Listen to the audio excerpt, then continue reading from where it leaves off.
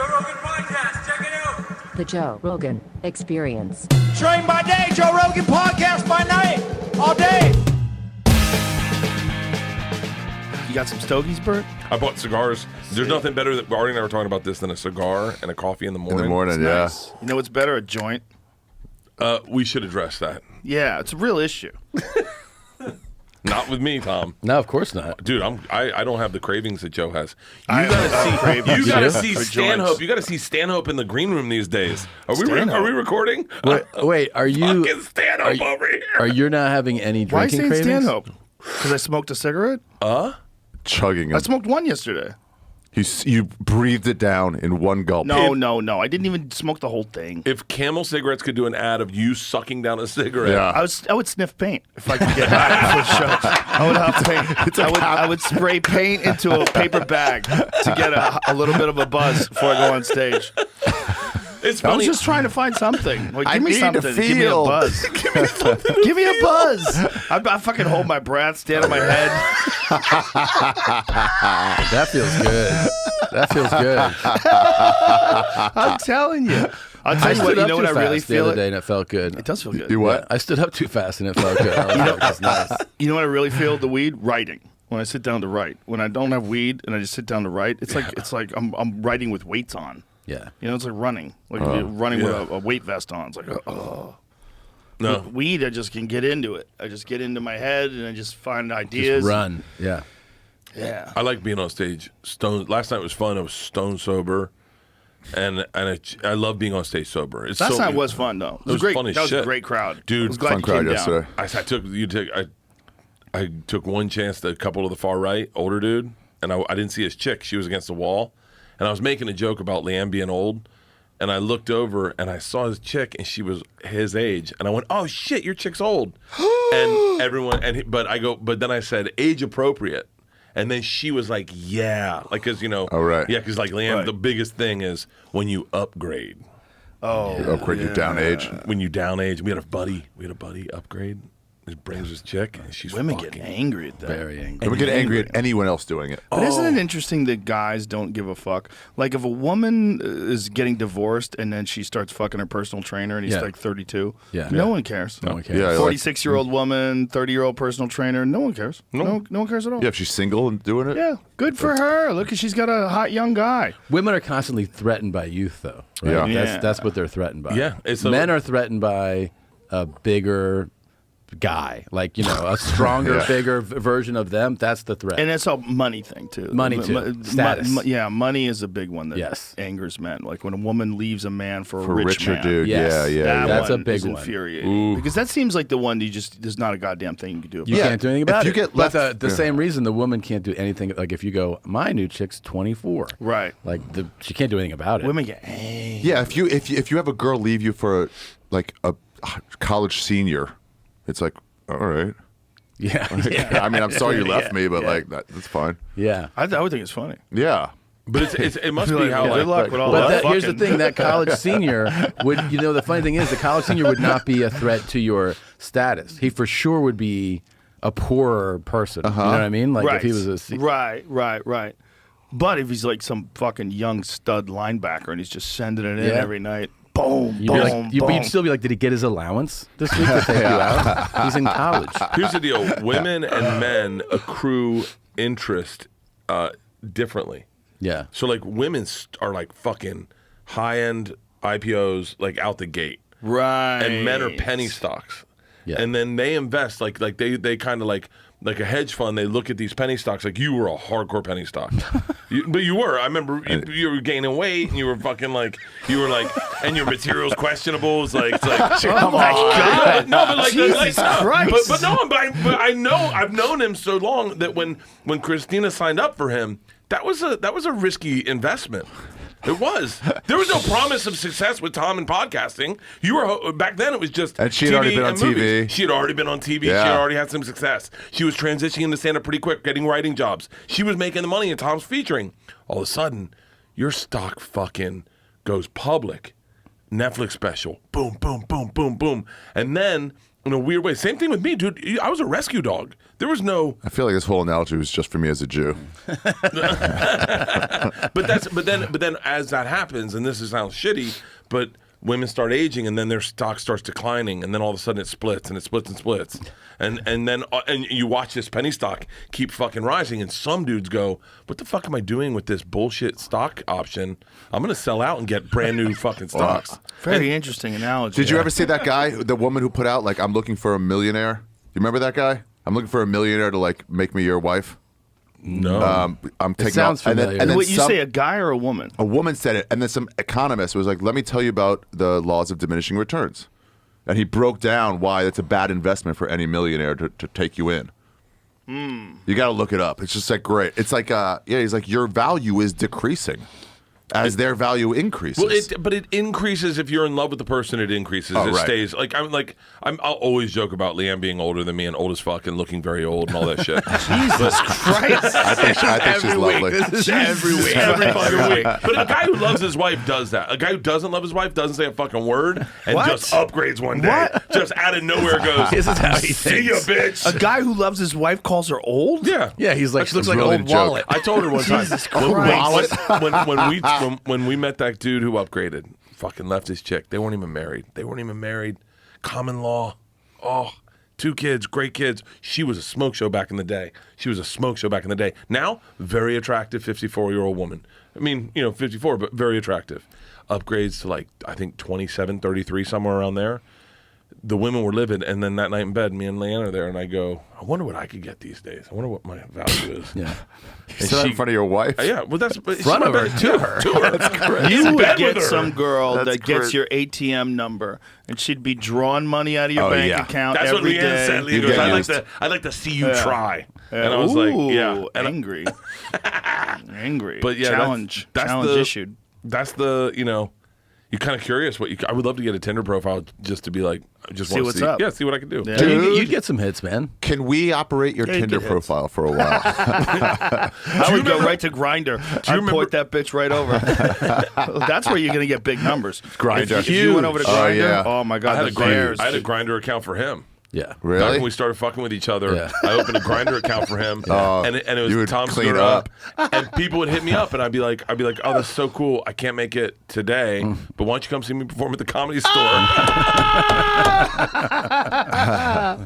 A bunch of little twinks sitting there. Wait, waiting are for you Tom to missing get off drinking stage. at all? No, None at all? not at all. Good for you. Zero. Zero. Well, tell us about the health stuff, like you were talking about last night. We should have some Like, nicotine while we do about- this. Yeah, let's fire up them stogies. Yeah. You What were do you guys talking want? Jaime about Garcias are the best. In my whatever opinion. you want. We What got are a they? bunch here too, if you want those. These Jaime Garcias are fucking. Try one of those. Jaime Garcias. Jaime. It's by the guys who do my father's cigar. This Yeah. is. I like a big ring gauge. I like a Damn, strong that's smoke. big. Yeah, Our it's a boy good- Nick from Foundation Cigars was telling me that there might be like some sort of an embargo in Nicaragua. He's fucking terrified. No, really? Yeah, I mean, there's some shit going down apparently. Oh, I got to talk to you. I went to the plantation. Oh, did you? Me and Bobby The one went down in there. Connecticut? Yeah. How was it? It was so cool. a We great saw them cigar. curing the stuff. Oh, nice. There's a I'll talk to you difference about it later. when you hang out with dudes that know cigars. Like Bobby Kelly knows cigars. Sure. like Knows he cigars. He introduced me to Tatuaje, which is one of my favorite cigars, and it's almost like you hang out with someone who, like, it's like hanging out with a grown up all of a sudden, but you're the same age. He turned me on to Bobby's turned me on to so many Hanging good out with cigars. a grown up, you're the same age. What do you mean? Because he knows his He shit. knows He's a he's man. he's He's, a an man. actual man instead of this. Oh, see, me, I don't know cigars and I don't know wine. Like, I like it, but I'm like, I have no time in my head to become a wine connoisseur. There's no, I have All no you got to real- know about cigars is $13. You just go and be like, what's around $13, and you'll get a good cigar. It's maybe my funnest thing of going into a cigar shop is getting into the humidor with the owner and being like, Yeah. "Hey man, tell me what I want." Like, Yeah. I'll tell you what I like. I like something that kind of knocks me off my ass a little bit. I like something a little stronger, but I'm a ring gauge whore. Like I like a big. Sometimes too big feels like a cock. Dude, I went to a cigar lounge with this guy, Reggie Conquest, black guy, comic, and I was like, it's his first cigar. Get him something. And he goes, "Does you want something flavored?" I was like, no. Come on. Flavored. Just Oh something my light. God, flavored. Some strawberry cigar. Black dude's always like, that shit raspberry? And you're like, yeah. Nice. Flavored. Ugh. Oh, flavored cigars. That's so gross. Yeah, like I know what I like in terms of. Keith. There's another lighter here too. I know what I like in terms of like a good wine. Like I take pictures of wines. Me too. Yeah, there's a good app. I think it might be called Vino. Dude, I or take something pictures like of that. wine and send it to Matt. Matt Matt- Staggs. You're Matt. Oh yeah. Yeah. He's into wine? Yeah, my Matt is no, my business manager's a legitimate connoisseur. Yeah. And he has like $500,000 worth of wine in his house at least. Yeah, I'll Probably more than I that. know that about him, so I'll send him on. I'll be like, "This is good." He'll write, "No shit." It's called Vivino. So there's an app. What kind of response is that? Can you imagine somebody going, "Hey, I just saw, Bert Kreischer's really funny," but yeah, no fuck. It's like, So with this app, What's it called? It's called Vivino. So you take a photo of the label, and then you could order it right from the app. It's great. interesting. Tony and I were eating at that's this cool. steak restaurant. We're drinking this a Skips a really step. good Cabernet. And we're like, God damn, this is great wine. This is some of the best wine I've ever had. It was just like really good. And he goes, have you heard about Vivino? I go, what's that? He goes, we could order this wine right now. I go, how? That is brilliant. You take a photo of it, and then it shows you. It's like, oh, and then it pulls it up. Would you like to buy a case? Like, yeah. That's It just brilliant. sends it to your house. We got back from the road on Tuesday. I had a case of wine at my house. Wow. Yeah. Sounds great. It was Vivino. amazing. Yeah, Vivino. Yeah, because I take pictures of them all the time, but then I realize I don't do anything. I just Exactly. forget to look them up. I forget. You're I like, forget. if I see this, I'll get it, but you're not going to remember. Never. So then, okay, let's talk about man shit. Do you know the difference between dry aged and wet aged? Yes. Okay, What? I don't. Wine or cigars? Meat. Meat. Yeah. Dry Oh, they're close. aged is done in a large, usually like a cooler, and they have fan that circulates For the longer air. too, right? Yeah. Usually. Adam Perry Lang, I became friends with him, and he had APL, which went under because of the fucking pandemic in LA. It was one of the best steakhouses. It was amazing, and he would dry age his meat for a year. Yeah. Wow. Have you ever did you What? ever eat there with No. me? It was amazing. A year? Oh my god, he was taking all these experiments in dry aging, and he would do like your 60-day dry age, your 90-day dry age. But he's like, you got to try this stuff. It's like 365-day dry aged. Like he had So this it's got to be like muskier. like and a nutty, weird taste. Not my favorite. Yeah. like it was. It's not like I wouldn't want to have like a 16-ounce T-bone. Yeah, of like that, yeah. But for a small piece, it was just really interesting. It's like a piece of foie gras or something. It was like Yeah. almost like liver, Interesting. but not even liver. It's just like it's its own thing. I just had raw liver. You had raw liver. Yeah, with the Liver King. Why would you do that? I don't know. With him? Yeah, he came to my house and he. Did you guys we podcast? We did a podcast. The Liver King. You'd be shocked how much we have in common. Oh, I believe you're both delusional. We don't brush our teeth. Like we're fucking. We are. Are you getting animals. ab implants? He loves livers and yours is failing. Did you ask him if he has ab implants? Yeah, he said it was a joke. He said he doesn't have them. He's fucking jacked. Says he's clean too. I asked him Not about true. steroids. Not true. Well, the podcast comes out on Birdcast. Everyone check it out. Tell you that right now. Test that guy. No. Well, here's my takeaway is there's a lot of probably more self-help gurus these days than there ever has been in the Yeah. history. When I was a kid, it was Tony Robbins. That was it. Yeah. Oh yeah. That's true. And I'm And still doing it too, which is wild. Tony Yeah, Robbins. it's still out there. doing it. Still Still doing it. doing it, dude. Walk on Selling out coals. huge places. Yeah. You know who's good friends with him? Jesse May.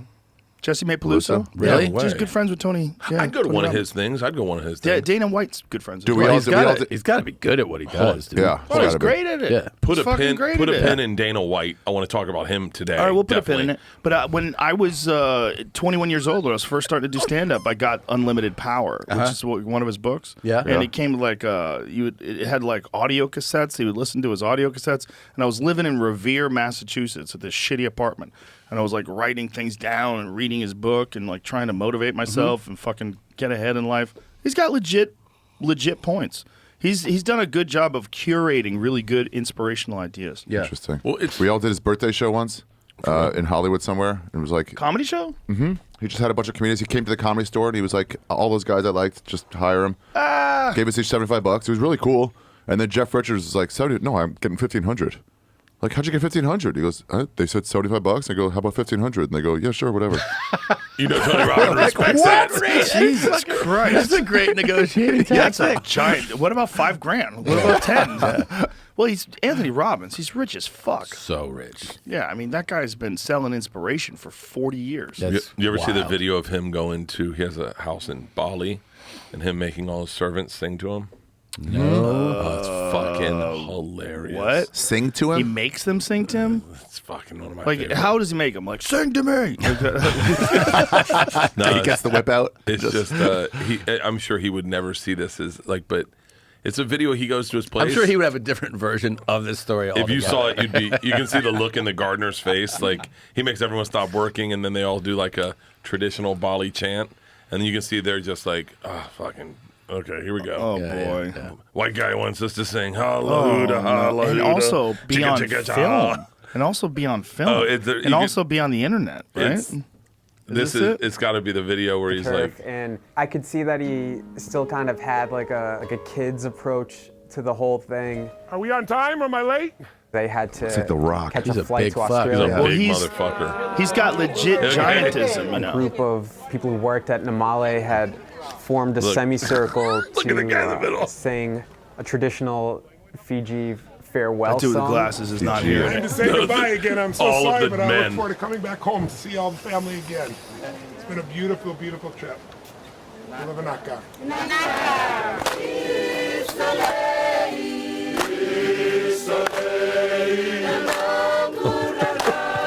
He's got a staff When like you're he's in a Tommy's resort. presence, you He kind is of in a get resort. sucked This into is a He's got a resort. It's very his magnetic resort? It's his place. personality. Totally, he's not for everyone. There are plenty of It's not for you, bro. And that's why you're not successful, That guy needs to do motherfucker. squats. That guy's my favorite. So- Sanford and Son in the back. He needs to, like, this is his staff for his home. Bourdain. Oh yeah, look at his shirt. It's the Anthony Bourdain Resort. Anthony Bourdain Resort? Yeah, it said So he's Anthony got a Bourdain. I think resort they all that you have could it. visit. You mean Robbins? Yeah. Would you say Robbins. Bourdain? Yeah. All them Anthonys, you know how I it was is. like, yeah, what? Those Oh. Anthonys are all the same to me. Yeah, he's got giantism, you know. Yeah. Yeah, For real? I think he's got like a pituitary gland issue. Yeah. He's made the most of He's it. an enormous man. Bert, you have that. Pituitaryism? I wish. There's a few people there that are unenthusiastically clapping in that chain. It's my favorite video. Let's go. I want to go back. Because we glossed over that we came back. When we were in the green room, you were talking about your blood pressure. You were talking about your inflammation and how good you feel just 5 days off of booze. What a difference it's made. Yeah, I feel phenomenal. My blood pressure dropped immediately into perfect blood pressure. Like it's 140 over 90 if I'm partying hard, and then 2 days after drinking, it's 120 over 70. 2 days. Yeah, and my blood pressure drops. I mean, my stomach starts making noises like really aggressive. Like Didn't it inflame at first? yeah, it super inflamed, and then it just starts going. Like there's, That's pretty fucking good. it's That's that a good impression of whatever the fuck was happening. I mean, that's another level. I was farting so aggressively the first day not drinking. I was at the store and I was trying to have a conversation with someone about disc golf, and I had my ass in the main room towards the bathroom, and I was ripping farts that were like just coming like all this. I think my inflammation's so bad it kind of blocks up my stomach, and I was gassy as fucking shit. But I don't think you account for how much you, like, when you drink normal Burt drinking, which is a lot, Yeah. you also eat crazy. You eat I crazy. eat wild. I don't eat bad. Last night I grabbed those tacos and the bell pepper, brought it home, and I went, I don't want this. Bullshit. I gave it to John Mans and my assistant Peter. That was They an ate the whole aggressive thing. bullshit, Ari. You want to call him right now? I don't believe you.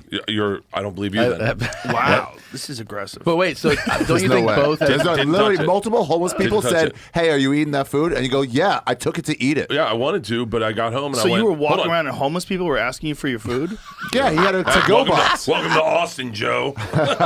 Well, where are you walking where homeless people were asking you for from the your food? Vulcan. From the Vulcan. So you walked all the way to... No, I just walked outside the Vulcan, and there was a plethora of homeless people going, "Hey, can I get that food from you?" Is that a doggy bag? Can I have it? Why can I didn't you have just it? give him the food then? Because He took it to eat it. Well, at first I took it because I hadn't eaten all day. Right. I Then you worked brought it out- back and decided not to eat it. I got home.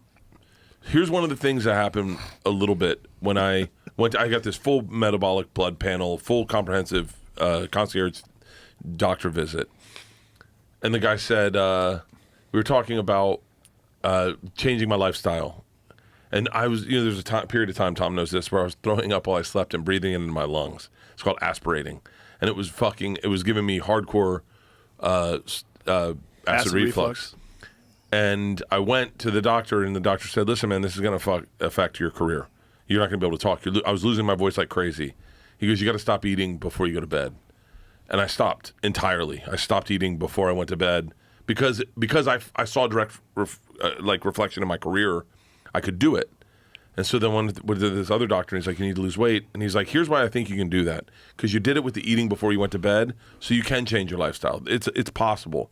So last night when I went home, I brought the food, because that's my impulse, set it down, called Mans and Peter. They came up to my room. They ate it, and I went, "I'll be throwing this up in my throat all fucking night. All night I won't sleep. I won't feel rested. I'll go into the podcast feeling like shit." I didn't eat any of it. Good for you. Yeah, but It's a great story. do you want to call bullshit? No, he just says the story sucked. No. I meant it's a tall tale. So, couldn't even tell you what was in the tacos. Couldn't even tell you. Those tacos are good. So wait, it's They are good. That's CM Smokehouse. it's 6 days. We're 6 days in. Good meeting there. Have you already weighed differently? Have you weighed? I lost like 8 pounds. 8 how's pounds. your tits and your arm? Ari could barely hold the mic last night. Oh, I'm I fine. have to keep switching arms from the push-ups. I can't hold a phone to my head for like 2 minutes. I have to switch arms. I'm I'm dead. amazing. Do you do? I'll show you a picture right now. I took Right it this now? morning. I'm looking at you. No. Shirtless. Fucking Shirtless. Shirtless. Dude, you I said took this picture. Yeah, I sent you a picture of me shirtless. Shut the And fuck up. Your picture was, I opened Your it on the picture's plane. unreal. And it's unreal. Like, I wanted to leak it. Yeah, It's I'm on testosterone. Unlike the Liver King, I'll tell you the truth. Be honest. Be honest. Is that a good picture? No. I'll say no, and I didn't even Is look it a at good it. picture? Not bad. Yeah, not not bad. You got a bad, good right? cock. You got a good cock. My shoulders and chest, though, not bad, Yeah, right? but your cock is a good, solid cock. Thank you. Especially Thank you. limp. Yeah, thank you. Well, I nice. fluffed it. I hanger. fluffed it. Did you fluff a little? I fluffed it. I got it hard. Hangs. I walked by the mirror and I was like, I look good. I was like, I'm gonna take a picture. I Send it could to look Leanne. better. I'll fluff myself alone in a hotel room to walk by the mirror just to see myself. Just to see your max potential. just to feel like, oh, that's normal. You ever But put a it's rubber not. band around your dick and balls, like the whole thing? Sure. Yeah. Yeah, just to keep it All together. all together Yeah. in a package and 1000%. just fucking keep that blood in there. They used to have Cock speedos. rings. They have speedos that had cock rings in them that Oh, would shove jeez. your shit up No. front, and you looked awesome. Jesus. What the fuck was I think you that? almost are aspirated. Yeah. So you go to this concierge service, you get all this blood panel done. Yeah. And what kind of advice is he giving you? Well, first of all, he thought I was a liar. Like, when we sat down, he was like, much like Ari, he goes, "How much you drink? You're honest." I tell him everything. And he goes, "Don't work out." And I said, "Excuse What? me?" He goes, "Do not work out. I don't want you in a gym. I don't want you doing anything." He goes, "You are high risk to literally to have a stroke, a heart attack." And I went, "Actually," and by the way, we did carotid artery scans on my neck, did calcium, EKG and everything. everything, did Yeah. everything. And he's like, and we haven't gotten the results yet. And I said, I actually go to a cardiologist every 6 months. I work out pretty fucking hard. I'm not going to stop working out. It's kind of my thing. Is I wake up, I party, and then I wake up, and then I work out hard as fuck. I think I'm fine. He goes, "Trust me, what you're telling me, if you work out, you'll have a stroke and you're going to die." Actually, probably and he's probably telling you that because most people would. But is most he telling most you people- this based on the volume of alcohol? based on just a conversation and interview of like, how much do you drink? Yeah, because My weight. most people who yeah. would drink Oh yeah. like he Most- drinks would not be Would active. be dead, yeah. Yeah. And so I told him, I said, "Hey, man, I'm not going to change anything. I'll wait. If you want to have that conversation when we get my blood work back and all my tests, that's fine." But I said, "I don't think you're going to find any blockage anywhere because I've already had all these. I'm already on medication. I'm on blood thinners. I think I'm going to be fine. I'm going to continue to work out. I'll scale it back a titch, but A titch. Titch. like, I mean, just usually I go until like I work out pretty fucking hard. And so Yeah, I worked out with you on a gym. You Yeah. do. You get after it. And so blood work comes back like 2 days later, 3 days later, and he's like, "I don't know what to tell you." He's like, "None of it makes sense." He's like, "You have no blockage. You have, from what you're telling me, either you're lying to me or..." He's got a test for the mantle gene. Well, I Yeah. think you're a very unusual specimen. And Tom and I were talking about this. Like, if you didn't drink and party and you just like worked out all the time, I think you'd be like a freak athlete. I really do. I really do. I think you're one of those guys that if you just like didn't party at all and hit the gym and like trained your whole life, you'd be a freak. I really think that. Yeah, Well- I don't disagree. Yeah. I really enjoy working out. Yeah. I do enjoy it, and I work out really hard. Working out sober hard. I don't think I've ever worked out this hard sober with direction. You work out, you get drunk and then work out? I have, yeah. Wow. He drinks wine on the treadmill. It's my favorite thing in the world. Have you ever done that? It's so much fun. No one's Oh, done it's it. the fucking best. No. Oh, it's the best. I like to get high and work out, though. Yeah? Oh, my Yeah. God. I like to get really high, like so high I'm scared of High and life. shoot hoops is fun. High and play pool is Yeah. the best. Oh, yeah. Just get You high. know where the ball's going, like you feel it more. High But in poker, I see through people. Ooh, that's interesting. Yeah. Ooh, you see the lies. Yeah, I just go right. I just I know what everybody's holding. It's great. Wow. Edibles or smoking? Weed, and then Just smoking? every break, you got to run back to your car, smoke a bunch, and come back. Get more power. Get more power. Yeah. More power. But that's why I was saying edibles. Would edibles give you the same result? I don't know. It might be too It too. might. Sir, it's your turn to play. I can't handle truth. Yeah. Yeah. So, but getting high and lifting weights, man, you just fucking, you feel like every fiber of your muscles, like when you're doing chin-ups when you're high, it's just like you feel like, you feel it all. Like you feel like all the fibers working together. Like stretching when you're high. It's like, Stretching's good. everything Stretching's like good one. pop, pop, pop. So yoga would be dope. yoga's great high. amazing. I bet yoga high would be Yoga's fucking great hot. high. Yoga's Yoga high. amazing high. Yeah. Well, Yeah. in India, a lot of the yogis they smoke chillums. They do hashish. Oh. and they do yoga. How about hot box yoga? And just fill that room up with weed smoke. Yeah, like one of them smoke machines, like they Yeah, have in a just bad keep pumping disco. it in. Dude, I know a pumping guy with a smoke. hot yoga studio in his office. Yeah, me. That's what I was going to It's right say. here. Let's do it. You're the guy. Oh, God, it's right here. Wait, Yeah. you crank up the heat in there? No, I have a hot yoga studio in one of my. You didn't see it? I didn't show it to you. Maybe I don't It's remember. in it. the South Wing. It's wild. Yeah, I have a hot yoga So you can room. turn it up to the yeah, it's whatever bigger than this humidity? room, and it has its own heating system. And so it's completely isolated from the rest of the gym. So you can crank it Wow. up to 105, whatever the fuck you want. You want to get crazy, you can go 130. Fuck. Yeah. That thanks. Well, I know a Awesome. lot of guys who do. There's a company that makes an infrared sauna that's designed specifically for working out in. It has like chin-up bars and shit. See Wow. if you can find what that is. It's a different kind of sauna than I use. I use the traditional rock sauna, like the hot rocks. Because How hot do you go? I do 185. Yeah. Infrared's a little more sustainable, meaning I had an infrared one for a while, I have the hot rock one. I love the hot rock one. But Yeah. infrared, you can go in and actually sit in there for 35 minutes and you Yeah, build. but see, that's the problem. The problem is like the reason why it's uncomfortable when you're going really hot is like that's what you need because that's how your body builds the heat shock proteins. There's not the same kind of studies that are done on infrared saunas. Like the 20-year Finland study, there's a Finland study that showed a 40% decrease in all-cause mortality for people who use the sauna 4 times a week, 20 minutes at a time, and I think it's 175 degrees. But they showed a 40% decrease in strokes, heart attacks, like everything, well, cancer. It's non-impact cardiovascular, correct? It is. I'm It parroting is, you, yes. I think. You're sitting there and your heart is like I wore Dude, the heart strap the I other wore day. it too. Yeah, it's An like my hour heart at was the at Schwitz. 134, 135. So you're at like a slow, steady heart because I'm hot That's as like balls in working. there. Your 400 Yeah. calories I got. just Yeah, so sitting this in is there. it. What's it called? Oh, that's fucking great. What's the company called? I don't know. Lux Lux Sauna. So there's Wait, is that They speed ma- bags in a sauna? yeah, speed bags in a sauna. They have chin-up bars. There's certain saunas that I know. I know a bunch of MMA fighters are using them. But like the thing is, like this is Oh, shit. definitely better than no sauna. But the thing about the hot sauna, like this is what Laird Hamilton told me. Like he Laird had a problem. Hamilton does it with oven mitts. Well, he gets on an Airdyne bike. Yeah. but he does it in a regular dry sauna. Like Wait, one of the- what's wrong with the infrared? Nothing. No, it's great for you. Infrared's meant It's to just there's increase this- your core body temperature the before your studies skin. on sauna and longevity and health that came out of Finland were these really amazing studies that I was just citing. And that's with a regular sauna. And the thing about the regular sauna is it's more uncomfortable. But the more uncomfortable one is the one that jacks your heart rate up, and it also makes your body work harder, and that's what produces the heat shock proteins. At least that's what I've been told. And this is talking to Dr. Rhonda Patrick and Laird Hamilton and Andrew Huberman and all these scientists where they're talking about the specific things that happen in your body. Your body produces cytokines. It produces these anti-inflammatory heat shock proteins that are just fucking phenomenal for everything. Dude, I crave it so bad. When I'm on the road and I come home, sometimes I'll get home at night and everyone's asleep. I'll just fire up the fucking sauna. It's so great. Yeah, That's I love the dream. Have you ever My seen? dad has one in his the basement, best. and it's just like they all go to sleep. It's the best thing to have right there. Oh, it makes sleep you feel so well. relaxed when you're done.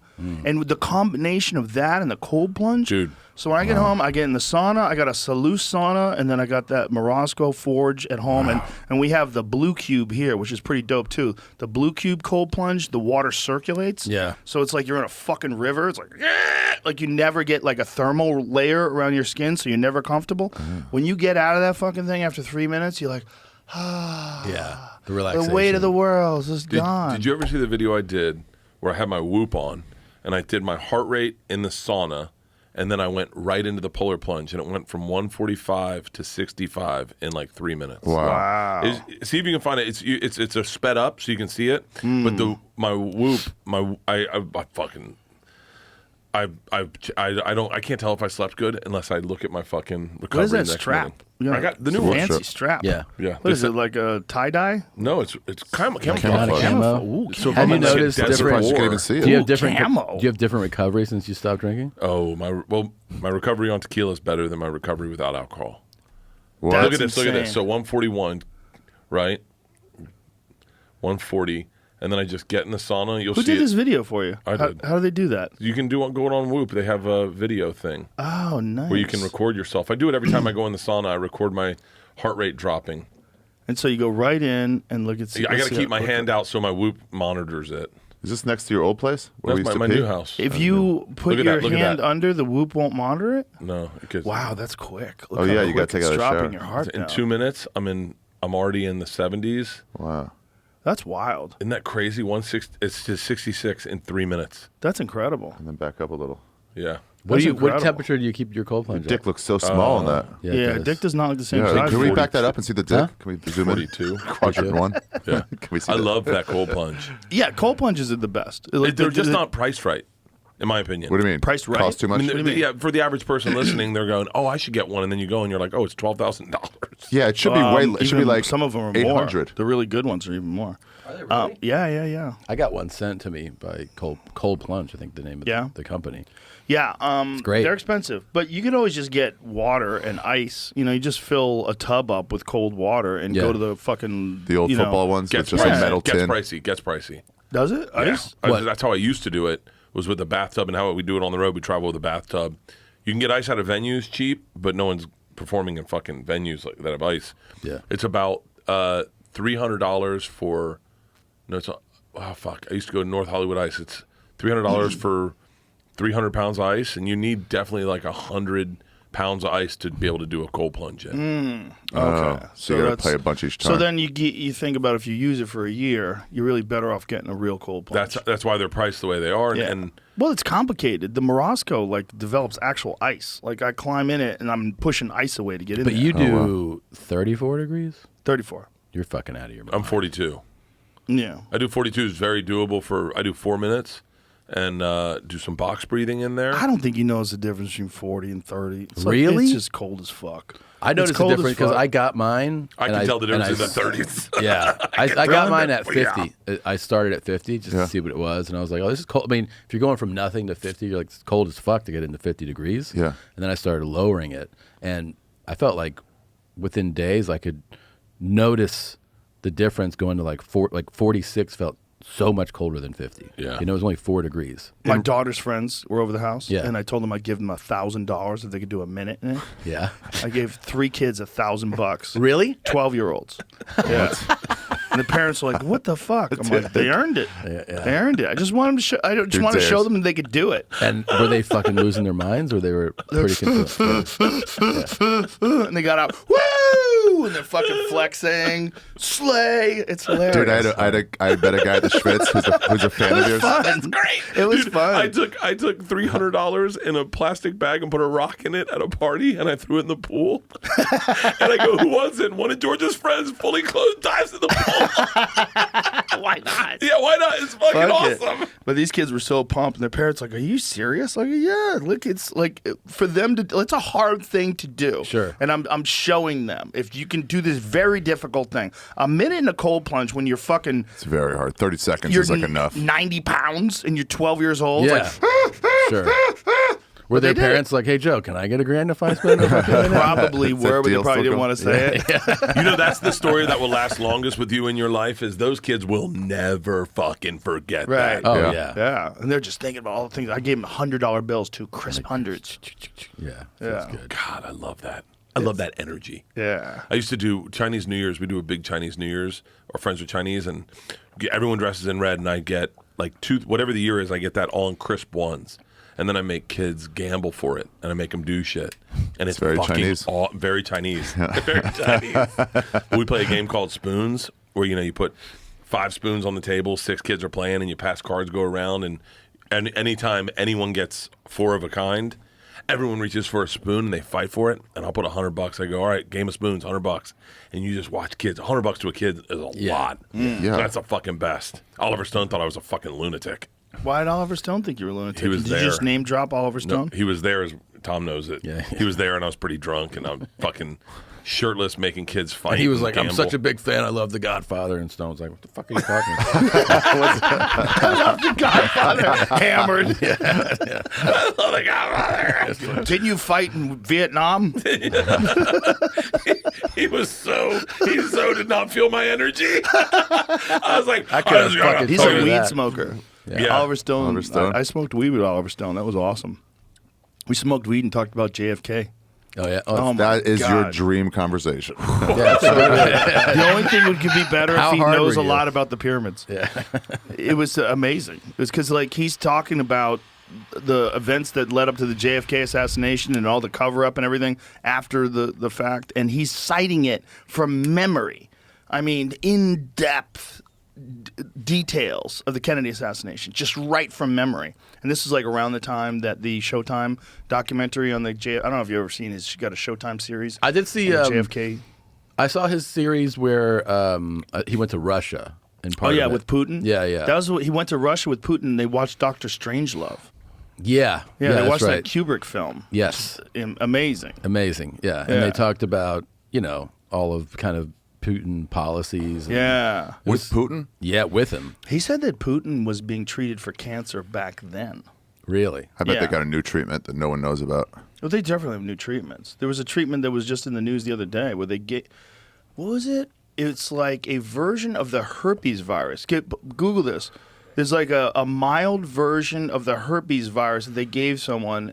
They injected it into them and it killed their cancer. Shut up. Yeah. That's something I'd love to discover. Is just on the sly, you're like, no one that If has you herpes get crabs, has ever gotten cancer. You Yeah, get Joe List doesn't monkeypox. have cancer. Yeah. Oh, interesting. Yeah, Jamie, there it is. A man's cancer vanished after he was injected with a weakened herpes virus in promising clinical trial. Imagine that. Like guys with herpes would just be lining up to bang chicks with breast cancer. I can live, but I can't. Yeah, but I can only fuck sluts. How great would it be to have to go catch herpes? Yeah. To cure your cancer. Yeah, that's what I'm saying. Imagine if you're a woman and you have ovarian cancer, and That they're is like, I got insane. good news and bad news. The bad news is you got ovarian cancer. The good news is my cousin has herpes, and he's willing to cure you. The only way, you got to get it all the way up in there, so Yeah. he's got to shoot a live one He's down going to the have hatch. to be there a few times. So we're gonna have to plan it with your ovulation to make sure that you're not getting his baby. That was Pretty wild though. That's incredible. Yeah, but that's one of the cool things is like they find things out sometimes accidentally. You always wonder too what the the most powerful people have access to. Yeah. They always go like, Yeah. But then like something will happen, like Paul Allen, the Microsoft co-founder. Yeah. Like he died Well, he was like really unhealthy and didn't exercise at all. but he just got, I think, non-Hodgkin's lymphoma or Yeah. some cancer, and then he just He declined and he died. was very obese. Yeah. And he also, just because you're wealthy doesn't mean you get after it, like try to chase down what's wrong. Right. Because the Right. other people in your life are like, this motherfucker dies, I get paid. Yeah. Like, Also, you would Other just level accept too. it. yeah, too. other level paid billions of dollars. Billions. Like you probably wouldn't be really encouraging them to go to the oncologist. Like you look good. Like I look like great cardboard. These doctors don't know what they're You talking need a about. rest, man. Yeah. I made You that. need It's all for meditation. profit. All Yeah. you need to do is just breathe. Eat an apple, you're fine. Yeah, you gotta be good. Have some greens. Yeah, I think his sister took, like, somebody who has no like had nothing to do with anything. He just like took over his estate. You know? Oh man, Like just happens to be his sister. happened to be his sister. Now she's balling. That's got to be wild. Yeah. You didn't do anything to earn it, and then all of a sudden you have billions. That was that great Bill Burr bit about Tiger Woods' ex-wife. He's like, you didn't stand over an 8-foot putt with a fucking green jacket on the line, having the yips, having to fucking do True, it. You got though. $500 million. Yeah. Yeah. Yeah, and then he had a bit about Kobe Bryant too, same kind of bit. Yeah. I made that joke last night on stage. What? What? About when I was talking about that age-appropriate lady. Oh yeah. I said, those are the eyes you want to look in when you die, eyes that are your age. You don't want to look at some 21-year-old girl on your deathbed. She's like, hurry up, I have yoga class. Licking her lips. Yeah. Yeah. Ooh. She's got the rolled up mat under her armpit and while you're dying. On your deathbed, you want to see someone. Bleak. Yes. Bleak. She's on her phone. She's got her tights. swiping. Yeah. Her fucking hot yoga instructor is ready to comfort her. Oh. Yeah, get me on some anti-aging shit. I don't want to die. Well, here's Let's another talk about one. Dana White. Dana White said You got to stop drinking. okay, This is why I want to. We'll get to Dana White, but this is why this. The reason why Huberman told him. what did Andrew Huberman tell you? We called Hubert. We were on the phone with him during a podcast, and he had just posted that week about he'll have like topics and themes for his podcast, right? Yeah. Like, and it was just all about alcohol, and he was basically like, there is just clear data that is undeniable that alcohol has negative effects on you, and it is undeniable. And here's all the data, breaking down how it affects the brain and the organs of the system. And then he's like, well, I mean, like, what can I drink? And Andrew's like, well, yes, studies show that if you want to have 1 to 2 drinks, and Bert's like, he goes, a week, and Bert's like, a week. He's like, that a week? Well, that's what Andrew's saying. That would be fine. And Bert's like, a little bit more. There was actually a study You're recently. cutting out, Andrew. I can't hear you. Yeah. There was a study recently that linked a decline in cognitive function to abstinence from alcohol. Decline. Abstinence from Abstinence alcohol? from alcohol. Yeah, dementia decline from alcohol is correlated with abstinence from alcohol. See if you can find that, Jamie. Correlated. Yeah, no, they think that people who don't drink alcohol, I don't know if correlation doesn't equal causation, Yeah. right? But there's some sort of a connection. I think it's a relaxation thing. And I was talking about this with my dad last night, my stepdad. He's actually my dad. I should call him my dad. We were talking about. He raised me. There's a lot but of past going into no, that statement. Well, he's a great guy. I love him. But we were talking about it. Like, he has always been a guy, like, after work, works hard, has a drink. Yeah. Maybe 2. Just relaxes. And I was like, I think there's something to be said for that. I think there's something to be said for just the way it makes you feel. Increased risk for all-cause dementia in people who abstain from alcohol. A recent Addiction Journal paper, researchers performed an in-depth analysis of the alcohol-dementia relationship and determined whether certain levels of alcohol consumption increases the risk of dementia. And so they found out that there's an increase in dementia. Dementia generally affects the elderly and geriatric patients, blah, blah, blah, blah, blah. Global presence of dementia, what does it say here? Excessive alcohol consumption in midlife, Bert, can cause significant neurotoxic effects on the brain as compared to other risk factors such as high blood pressure and diabetes. No. Despite these different reports, views of population-based observational studies indicate that alcohol-dementia relationship is J-shaped. More specifically, low levels of alcohol J-shaped. may provide What are you some... pointing to Ari for? Choose. J-shaped. Choose. J-shaped. More specifically, low levels of alcohol may provide some benefit in reducing the risk of dementia, whereas excessive alcohol consumption, Bert, likely increases the risk of dementia in a dose-dependent manner. So I think there's something about, like, you get home, you fucking hard day at the office, have a drink. cocktail, you're like, That's how I do it. I think relaxation is so goddamn important. That's my brand. Yeah. Massage Yeah. therapy. Yes, It's fucking just so good. just enjoying life, man. You remember I texted you when I was in Italy on vacation, or Yes, sent you a I video? do. I've never seen But you happier in relax. your I was like, life. I was drunk. I was eating pasta. I felt so good. Yeah, I just get away felt from all so responsibility. good. No, Spritz. with my Campari family. Spritz. With my family, looking at yeah. the ocean. Yeah, that was rad. What the fuck is it about the ocean? There's It's so something different. about It's so We spent relaxing. the summer at the ocean, and here we live on a lake. Is There's no comparison. Lakes are No, rad. lakes are but nice, but ocean is the motherfucker. It is That's a the totally motherfucker. different thing. I got a house once for 3 months when I was in power Malibu. of- yeah. Yeah. We were getting our kitchen remodeled, and I said, well, let's just rent a house. We rented a house on the water. It's fucking amazing. You're eating breakfast, and the water's right there. I was just like, stare fuck, out at it. Those rich people aren't stupid. Dude. There's a reason why they're paying fucking $100 million for a house that's Malibu. like on a quarter of an acre. The ultimate was, we'd always talked about surfing, and I've always wanted to surf. So I set a goal for myself. I had 2 months off, no touring. I said, I'm going to go to Hawaii at the end of 2 months. I'm going to lose weight, get into the 240s, and I'm going to because my hardest part is standing up on a board when you're fat. So I lost the weight, flew my daughter right before she went to college, my sister, my cameraman and my assistant down. We all went to Hawaii, stayed at Turtle Bay, did Jamie O'Brien's surf experience. And I surfed. I surfed fucking solid 2 days, caught probably 25 waves. And there is a genuine, surreal connection with the earth when you're on a board sliding down a wave. Yeah. And you're moving over on the wave and you're just watching it.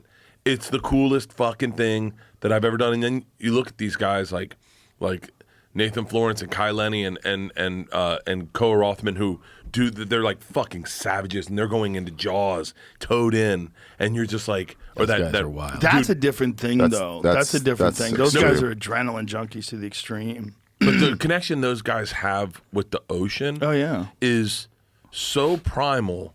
And I mean, you're right. There's Dude, do you know what would happen every day? Like because we did the same thing. We rented a house in Malibu. Is that we would because the tide changes every day, right? Yeah. And when at low tide, sometimes low tide would be, let's say, at 8 a.m. So you'd look out, and the water would be so far out that there would be rocks that you normally don't see, right? And you're like, oh wow, like you can walk into the ocean because the tide's so low.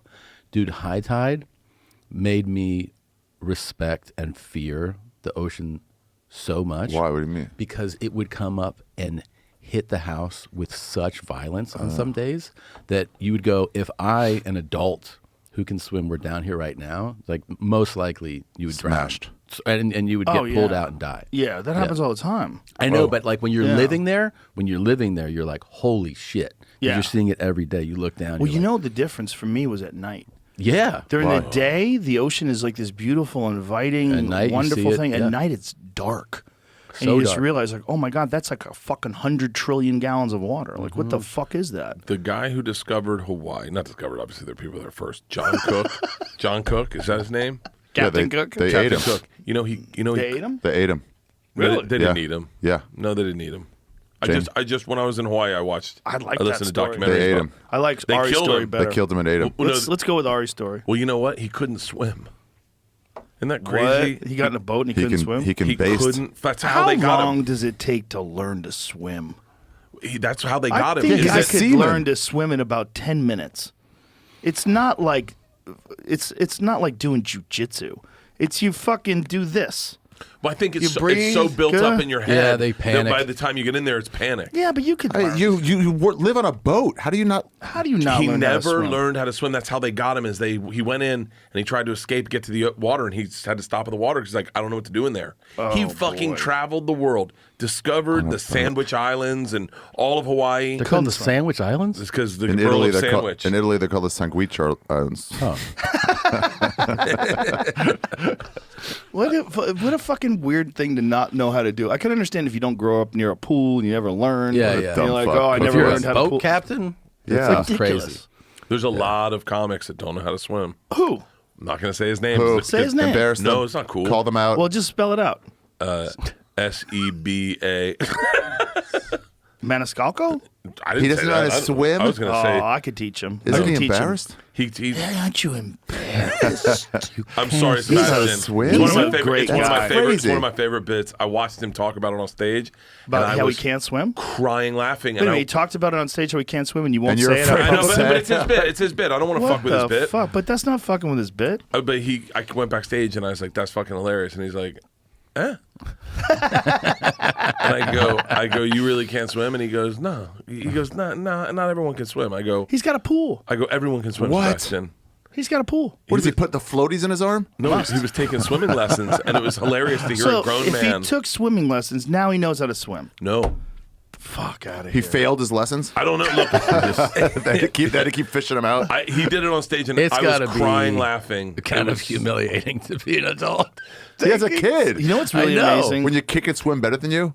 I had a dog, my Mastiff. He never learned how to swim. He just was not interested in swimming. Yeah, mine I'd too. pick him up, I'd take him in the water, and you just swim right back to the stairs. I'm like, come Yeah. on, Johnny, let's Yeah, go. let's try, yeah. But Marshall, my dog, the golden retriever, Yeah. it's like in his DNA. Yeah. When he Oh, was yeah. a puppy, Gotta we get were him in the in there pool, early. and he's like, "Fuck yeah, woo!"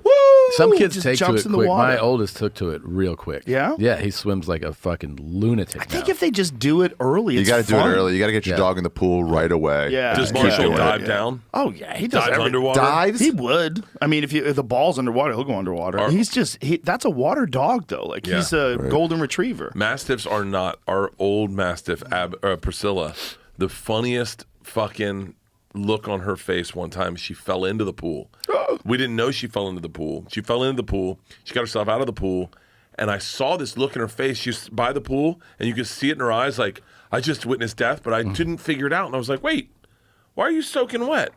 Why are you soaking wet? And she's looking at me like, I almost just died. No one was going to fucking save me. Oh my god, the poor dog. Dude, I get Bandit when we just have the look of like, I'm going to put her in the pool. Like, she'll be fine by the pool, and you look at her, she knows the look, and she's like, get the fuck away from me. And then she just starts running away. She knows what we're going to do. Was she a rescue?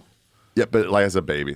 Like, she's And you fine. just never got her into a pool. We tried, and then she just wasn't interested. Yeah, but you we got to should have make tried it harder. fun. You got to Yeah. make it fun. But Marshall, I didn't have to do anything. Like Well, he was it's in his DNA. It's in his DNA, which is really wild. Like another He's thing got is, webbed feet, Joe. Yeah, no, he Yeah. does. Yeah.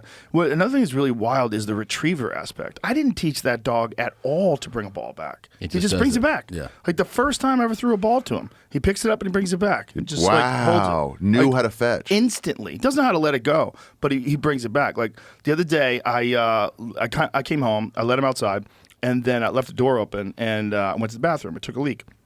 I came out of the bathroom and he's got a squirrel in his mouth. No! Yeah, he killed a squirrel, and he's just sitting there. He caught a squirrel? instantly. Proud, showing it off to you. Oh yeah. Oh, yeah, of Oh course. yeah. But Here he you go, came that to wag. me to like retrieve and bring a squirrel. Like whatever they did to breed those dogs, it's encoded in their memory. It's Yes. encoded in their DNA. It's really wild. You know, and it's also those dogs like Goldens, they are the nicest dogs. Oh, I like your dog a lot. He's your dog the is really best. He's such a sweetie to everybody. Everybody who comes over to my house, they're like, you're my best friend. Yeah. Like new people that he just meets. He starts whining. He picks up a toy. He always has to bring a toy to you and show, like, he brings something because, like, those dogs were rewarded for bringing back, like, birds. Like, he'd shoot a bird, they'd grab the bird, bring it back to you, they retrieve it. And he just will bring something to you immediately. It's funny when They're you very see what gentle they're, mouths too. Oh, they're so gentle. what they're bred for, because we had Brussels Griffons and they were bred for be rat chasers. Like, you know? yeah. So when they see rodents, squirrels and stuff, they'll be like, and then they're like, you'll see them freak the fuck out. Have you ever seen that documentary Rats on Netflix? No. It's about New York. Jack Russell Terriers. Well, it's about a lot of cities, and We it's used also to- about we the used to have one of countryside. those. Jack Russell Terriers were actually designed or bred for killing rats. Mm. They're really aggressive with rats, and they fucking tear them apart. And in this documentary, they use them to get rats. And so they let these dogs loose, and they find rats in this countryside. yeah, tear there's them, a service. Tear them apart. There's a service you can get to go in your if you have a backyard in New York where you just have these terriers just piss all over your yard, hunt some rats, piss, and the rat's like, that's not a safe Fuck yard. that. Get out Really. of there. They're smart as shit, man. In that documentary, here they are. There's those little dogs. So these guys, they're digging holes to try to find these rats because like there's these rat little dens and shit, and these dogs find them. And they're the cutest little dogs, man, but not to rats. Look, they Oh, fucking nice. tear Murder these- it. Murder it. Oh, they do? They kill it? Right Yeah, away? they rip it to pieces. Oh, man. Look wow. at this. All of them. I mean, it's just fucking wild. Look at That's them just crazy. That yanking little up. one's like, give me some. But meanwhile, these rats have fucking diseases, so your Oh, dog yeah. is swallowing the plague. Yeah, right? Not on the Really? countryside, No, though. not, yeah, they don't, not out there. Probably not. Yeah, you're right. So what do they get in the plague? The guts. Fuck. What do they get in the diseases from? Like our garbage, our sewers? Like where are they question. getting? Where They'll are they just getting all their they'll diseases? live in it must be sewage because Yeah. they live in they'll run around you Yeah. know, all the sewage. You know Yeah. about is it a king rat? Oh, When the- rat. Yeah, when yeah. the Rat tails, king. Yeah, the well, they- tails get like tied up. yeah, they get knotted up together And they somehow. can't- and they can't move, so and they they're all like, die. fuck. Really? It gets into Yeah. a knot. And they're like, yeah, and they just Yeah, this that's fucking- it. Look at that. Rat king. I thought that was God Yeah. damn. It is Theo, but that's his nickname. But why? But is that's he a called real that thing. They get tangled up together and they die. I had no idea. I don't understand why they get that tangled. But Seen banana rats? No. no, it's a I banana. I saw that in Cuba. They have an infestation of banana rats. What does that mean? What is it like? Well, they're enormous. They look like dogs. Oh, that's right. Yeah. They would swim And out to they- sea, and people would rescue them, thinking they're dogs. You're on the island because we were doing Guantanamo Bay, and they're Torturing like, people. What are you doing out there? I did shows. Working for Al Qaeda. Oh my God! Look Yeah. at the size of that thing. They're everywhere. Holy, that's like a capybara. Or Yeah. something. Yeah, exactly. And they're like, they Look at pay his feet. Look at the size of that thing, they dude. pay a couple people just to go around at night with a 22, and they're like, just shoot as many as you can. 'cause Did you ever they can't see- keep them down? When Attell had that show. Yeah, What was this show called? Insomniac. Yeah. Yeah. They hunted nutrias. Nutrients. Same In idea. New Orleans, Yeah. right? Yeah, Yeah. same idea. Nutria is an invasive species that I forget where it came from, but they got over in America like on ships or something like that, and now they're everywhere. I've never screamed higher pitch in my life Same. than when we pulled up to do a gig in Guantanamo Bay, and the guy driving the van, he's like naval base, pulls up and the lights are on it. It's night, and he's like, "Oh, there's a banana rat right there. You guys want to see it?" Like they're not aggressive or anything; they're just feeding on the grass, and we're like, "Yeah." So he leaves the lights on from the van, and we all start walking closer and closer, taking our time, step by step. And then we're like a few feet away, and we kind of bend down, and one of the guys takes his fingers and goes like this up my back, like that. And I went, ah! Like I screamed. I've never screamed higher in my life. Terrifying. It scared the shit out of me. They're fucking. They look like dogs, dude. yeah, nutrias are huge, and nutrias people eat them. Apparently, they're delicious. That would be fun to have you in your backyard just with a 22, just at night with a Shooting cocktail. dinner. Yeah. I shot a rat one time with my BB gun at our old house, and I didn't feel so good about it. Really? And I felt really shitty. It was a shooting a rat, rat? though. It was crawling up on the wire, and I had Yeah. my BB gun. I was like, I wonder if I can get this. How thing. old were you? This was 40. Oh, It was a recent show. It doesn't And you feel felt great bad? to kill an animal. It doesn't. no. I don't know. Killing rats feels good. Yeah, here's Attell's. This is Insomniac. Like these things are fucking giant. Look at Look Attell, how he's so young different. he is. Bait them or anything? You don't have to do like a call or anything? No, we just drive along and look for them. They are It's the stupid. same thing, yeah. This So is they my were kind of they were hunt. killing them to try to diminish the population, but in a lot of the country, people eat them. See if you can find nutria cooking, because apparently they taste See how good. much gas cost back then? They take them. It's probably 30 cents. Your brain is so fucked up. California is so fucked up now with gas. My friend took a photo of a pump near San Francisco. It's like We're $9. talking about how your dog wants to dive and wants to retrieve, and Ari's looking at gas prices. He's frugal. It's bred into him. It's bred into it. We're talking about breeding. When Ari was doing really well, when Ari was not that you're not doing really well now, but like when he started doing really well and he had a Comedy Central show and he's killing, I'm like, dude, get a fucking BMW. Yeah. Get yourself a nice 3 Series, just something that feels good to drive. Like, it's too expensive. Why would I do that? What's the point? It's just extra expense. Then I'm tied to that. I went up and down too much. You're on the borderline of Finances? getting a day job. It's like, I'm glad I didn't spend that money. Yeah. That's ingrained in, I think, guys, me and you, maybe not Tom as much, but I've always had a problem spending money because I go, You it goes say that, away. and you just The keep fuck buying are you houses. talking about? You own I like don't- 5 houses? I don't buy them. Leanne buys them. I don't buy Oh, them. Leanne buys them. I don't fucking buy anything. I had a hard time buying this watch. You remember me? Yeah, Well, here, yeah. one of my favorite stories. I go to this great watch dealer in Vegas. You know her. I think you bought a watch from her. Chappelle buys watches from her. This is how you get the green light, is that you know the person, and then they go, all right, bring out the inventory. Right. So I look at this watch, and she tells me, Is that Rolex? Rolex. It's a Submariner, 10 grand. I've heard of that brand. And she goes, and I just can't pull myself to pull the trigger. Ari's never had a watch either. He doesn't wear nice watches. Russell tried to give me a I thought $10,000 watch. I was like, don't. And he's like, no, you need a watch. I'm like, dude, stop. You, I'm you just wouldn't gonna wear pawn like it. a nice watch, like a I good. don't want it on my. No. It's just like Put yours on his wrist and let him love it. enjoy it. Well, okay. Here. So this is a Rolex. so I'm sitting there, Ari. my arms are sore. I'm this not is gonna go up and fucking pick this it is up. this is one's comfortable too because it's on a silicone strap. That's my everyday Walk around, Try watch. this way. I like it. So I'm sitting at the lady. I'm having a hard time doing it. I text Tom a picture of the watch. He could barely use his arms. Look at this guy. I can't believe You should have seen him in the green room last night doing girl sit-ups. Really? Or girl chin-ups, or push-ups, rather, from his knees. How many could you do in a row right now, Ari? Real? Yeah. 3 max. Wait, what? Oh, his arms are Push-ups. gone. His Push-ups? arms are destroyed.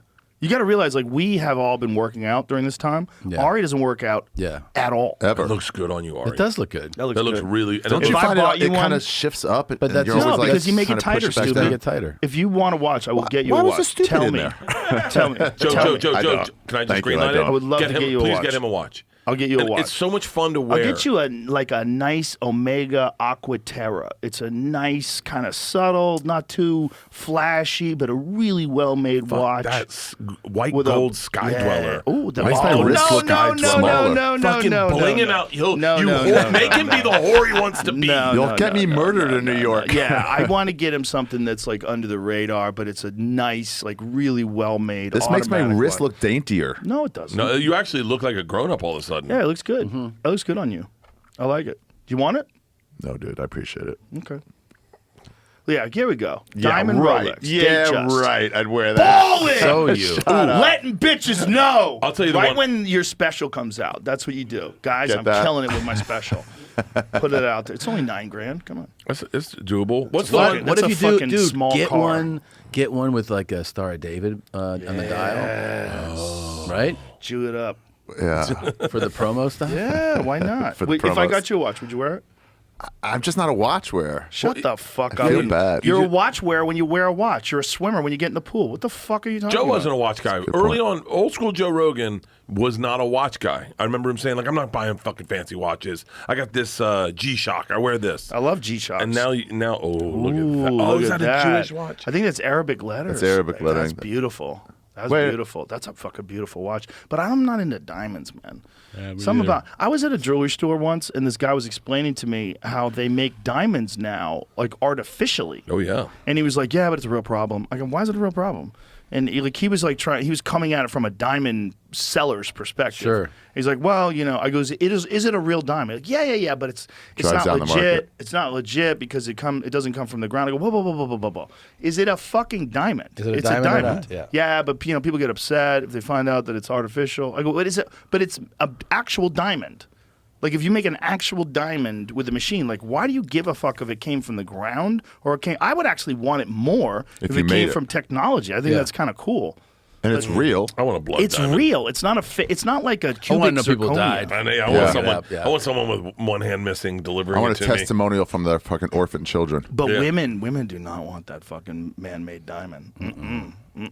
They want that one that is want hard that to get. Yeah. The one that hard to get that came from Costs fucking a lot. the middle of Africa. So it's Look not at just that. about the beauty? That's a fucking That's a nice beautiful watch. fucking That's an watch. Omega with a little earth in the center of it. What is that? Which model is that? Seamaster. That's fucking beautiful. That's a good That's looking watch, you, Ari. Ari. That's a fucking gentleman's watch. That's an dude. Aquaterra. $47,000. That's a little pricey. Little A little pricey. pricey for. That's a fucking beautiful watch, though. Look at that goddamn thing. That's $47,000. Oh, they Isn't it discounted it crazy? for 49. because of the complications, though, for sure. Oh, is that one of those self-winders? Well, I think it's got a What is the complication on that? Well, it probably looks like it's. If you go back to the dial, I'm sure it has like only the first 87. picture. Yeah. It's a limited Yes. number. I'm going to tell you the one Ari Make wants. more, stupid. I know that the doesn't one- make any sense. Tommy, Limited number of them. What's the one that Rolex made for Pan Am? Rolex made a steel watch for Pan Am that for a comedian is the best watch and affordable. Its dial up here is GMT. And its dial up here is so that when you go on the road, you can change it and it'll tell you the time of where you are, but you can keep it on New York Or time. you do the math. Oh, interesting. I'm I in have New no York. fucking It's idea. 3 hours later. Yeah, this is the that one. is a problem. If you're right, if you're beautiful. This is the one you want, Ari. This is a beautiful that, watch. You'll get robbed. You'll No, get robbed. no. Shut the fuck up, Bert. Of course they'll rob you. That's a goddamn Rolex. If you have something that's under the radar, then you'll probably be all right. It's a hot watch, though. It's a hot watch, and You want like for a something that comedian, doesn't it's look great. blingy. Yeah, you don't want to turn people off Yeah. with like looking at your wrist. You don't want it to be blingy. You want it Bert, to you be... perform from far away from people. I perform right up on people. They'll see it. Yeah, if you're like right in the front row and some guy's wearing a $50,000 watch, that's a little You're distracting. looking at my arm the whole time. Yeah, you're like, But you always say you have trouble spending money, and I don't believe Hold that. on, let me tell. This is my favorite story. Yeah, and that's I never another got through bullshit. it. So I send Tom a text at this Rolex place in Vegas. Story checks out. And I text and I say a picture of the watch, and he goes, "Are you getting it?" And I said, "I don't think so. I have trouble spending money. I have trouble spending money. I leave the place. I Said don't the buy guy it. from a Rolex store. I leave the place. Well, I like looking at them. Yeah. So I leave the place. It must be fun for the dealer. Tom sends me a very heartfelt text. Hey man, you're busting your ass on the road. You work nonstop. You're gone 2 weeks at a time. You have 2 podcasts. It goes on in like this really heartfelt text. You deserve to treat yourself every now and then. This is an affordable treat. Do it for yourself. And so I go back. I buy the watch. Next day, I'm sitting and having coffee, looking at the watch, going, God damn it, I love this fucking watch. I really love looking at it. It cheers me up. And I call Tom. I said, hey man, I appreciate you sending me that message. Leanne tried to convince me, and I wouldn't do it, but your message meant so much to me. He was like, oh, cool. I go, what are you doing? He goes, well, you know, I sent you that message, and I realized that shit applies to me, too. I'm in a Rolex store. I'm buying a new Rolex. Wow. He bought a new Rolex the next day. Yeah. One of my favorite- Tommy's my favorite guy to call about cars because Tommy and me have the same love of cars. We go off. We go off and buy cars. Yeah. I remember when Tom he just bought the I don't have Porsche, the that. blue one, and then you got another one. People were like, what? What do you just have? Got What are you driving around? I don't know the name of it. It's a Mercedes, but I don't know. How do you not know that? Is it a big Wait, the one, white like one? an S It's series? the big one. The It's- white one? Yeah. That's a fucking That's an great car. S550. Well, Or I got that one. S560. That Sorry. is a great fucking car. I Yeah. rented one like about 2 years ago or so on the road. Oh my god, that's a great car. They're so well made. They're so well designed. Like you get something out of those cars. There's a feel that you get when you drive them. You're like, yeah, I feel like a grown up. feels good. Listen to Steely Dan, have a cigar yeah. in it. Nice sound system. They all have great audio now. It used to be you had to buy a car and then put stereos in them. Post-market sound system, I yeah. always used to do that. First thing I used to do was buy a car. I'd bring Now it to my they're guy. Unreal. Yeah, now the stereos are incredible. They're in the car. It's like, fuck, man. Yeah, car things are real. You're lucky you don't have the car bug. Oh, Well, I don't dude. drive. That's an I expensive- think that's an I don't expensive drive very collection. often. Like I always look at guys who are driving on Sunset and a nice car, and I go, "Are you guys not partying tonight?" Oh, you're course. Ubering everywhere. yeah. I Uber Right, everywhere. Right. You used to have that BMW. That was 5 Series. That was a nice car. I said to too. Georgia, Georgia, this is going to be your car. She goes, I'm not driving a 5 Series BMW to school looking like a rich kid. And I go, yeah, but we leased it. We can buy it back Nobody for like cares about that. 32,000. Yeah. She goes, Dad, I want a regular car like an Explorer. I go, it's $52,000. She goes, yeah, but I don't want to look like a rich kid. I said, so I'm going to spend an extra $20,000 so you don't look like a fucking rich kid? She was like, yeah. This kid played you. Yeah. That's smart. No, that's She actually just smart. upgraded. She's smart. Yeah. You have a smart daughter. She knows the impact of it. She knows you're rich. She loves her car. Yeah, that 5 it's Series. weird. That 5 Series was the first car I got that I was like, oh, this can Yeah, be but fun. when you showed up in the S class, you were big balling, dude. I like that what's car. up That's with a fucking Yeah. great car. The S Class is the shit. That is the shit. You're in that thing, you feel like a fucking comfortable gentleman. Chocolate interior. Yeah, you could smoke cigars in that thing. Too. Driving back from the store the other night, listening to a little fucking Daryl Hall and Oates flying through the hills. She's a man sober. eater. No. Oh, here she comes. What was the song? I was fucking jamming Good out. song. It was one of my earliest Dance all songs. days, love, dun dun. Dance all days, love. Oh yeah, I was dance all fucking. days.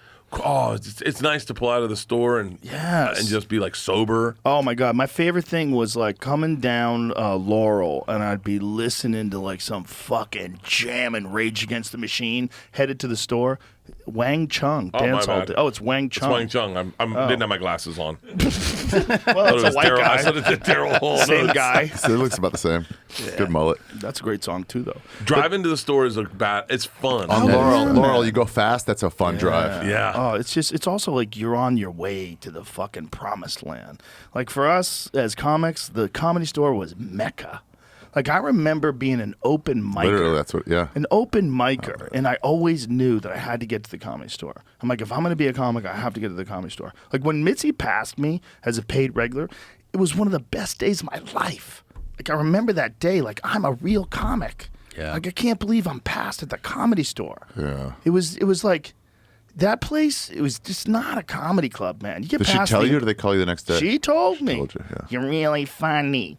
You're a paid regular now. I was like, holy shit. Holy shit. I was on a TV show. I didn't give a fuck about that show. Oh, I was 42, had TV shows, successful touring comic, I got past to the store. I didn't tell anyone. I didn't say a word to anyone because I was like, it was a big deal for me. I was really nervous. I got bumped by Louis. I got bumped by Tosh. I got bumped by Judd Apatow for my one paid regular spot. It's now like midnight, and I get off stage. And I said this last night when I brought him on stage. Tony Hinchcliffe pulls me aside, and he goes, I always have a soft spot in my heart for that guy. He goes, hey, congratulations. I said, what? And he goes, first paid regular spot. He's like, let's go do a shot together. No one knew. Fuck yeah. And we went outside, and he was like, it's a big deal. It's a big celebrate fucking it. deal. I did a toast. I did a thing, and I was like, fuck yeah, thank you, Tony. It was, and I had a career, but it meant so much to me. There's two things that I remember from the store that were like landmark moments. One was becoming a paid regular, and two, Paul Mooney telling me I was funny. Wow. Oh, that's pretty cool. Paul Mooney told you were funny? Paul Mooney. Paul Mooney never said to anybody. And Paul Mooney did not like me when I first got there. I was this cute little fucking dummy. You funny. I was just like, I was like, okay. But one night he saw me, it was like 14 people in the crowd. And I went up and I did my act hard. I did the full thing. And he was in the back of the room. Oh yeah. Oh yeah. I don't remember what bit it was, but I remember he shook my hand. He put his hand on my shoulder. He goes, "You're a funny motherfucker." That's cool. And I was like, whew. I had to leave. I had to like go out in the hallway. I was like, whoa. Try to be cool. Try to be like, oh, cool, thanks, man. Oh my Like, God. oh. I was tingling. Like Paul Mooney. People don't know how goddamn good Paul Mooney was. He had power. Oh my God. He would write too. When shit would go down, something would happen and he would have like 10 minutes of it that night. Yeah. Like there was the Spirit airline. Well, it wasn't Spirit. It was like one of them budget airlines that crashed in Florida. And he had this bit about these poor people clutching onto their purse while alligators were eating them. It was like the day after the crash, and then he was like, "That's right, motherfucker. I write. Patrice pulled me aside one night in New York, and we were at Caroline's. We did some show, so we go to Edinburgh, and everyone starts leaving. And he grabs me and goes, "Don't leave." I said, "Why?" He goes, "Paul Mooney. This is a gift because I didn't know who Paul Mooney was." Yeah, He goes, right. Paul White Mooney's- people didn't know who he was. Paul Mooney's here, and I go, "Who the fuck's that?" And he goes, "You're sitting. You're watching him." So I ordered a beer and I sat down. And I go, I was like, it's getting late, Patrice. And he goes, "Shut up, motherfucker. Look who's behind you." And I turn around, and it's Eddie Murphy. And he goes, "If Eddie Murphy's coming to watch him, we're staying." And me and Patrice watched Paul Mooney. And Paul Mooney had a bottle of champagne on stage, drank the whole fucking thing. Yeah, those little bottles he would have. He would drink them, and he would make a joke, and then like hold the bottle up with two fingers. Yeah.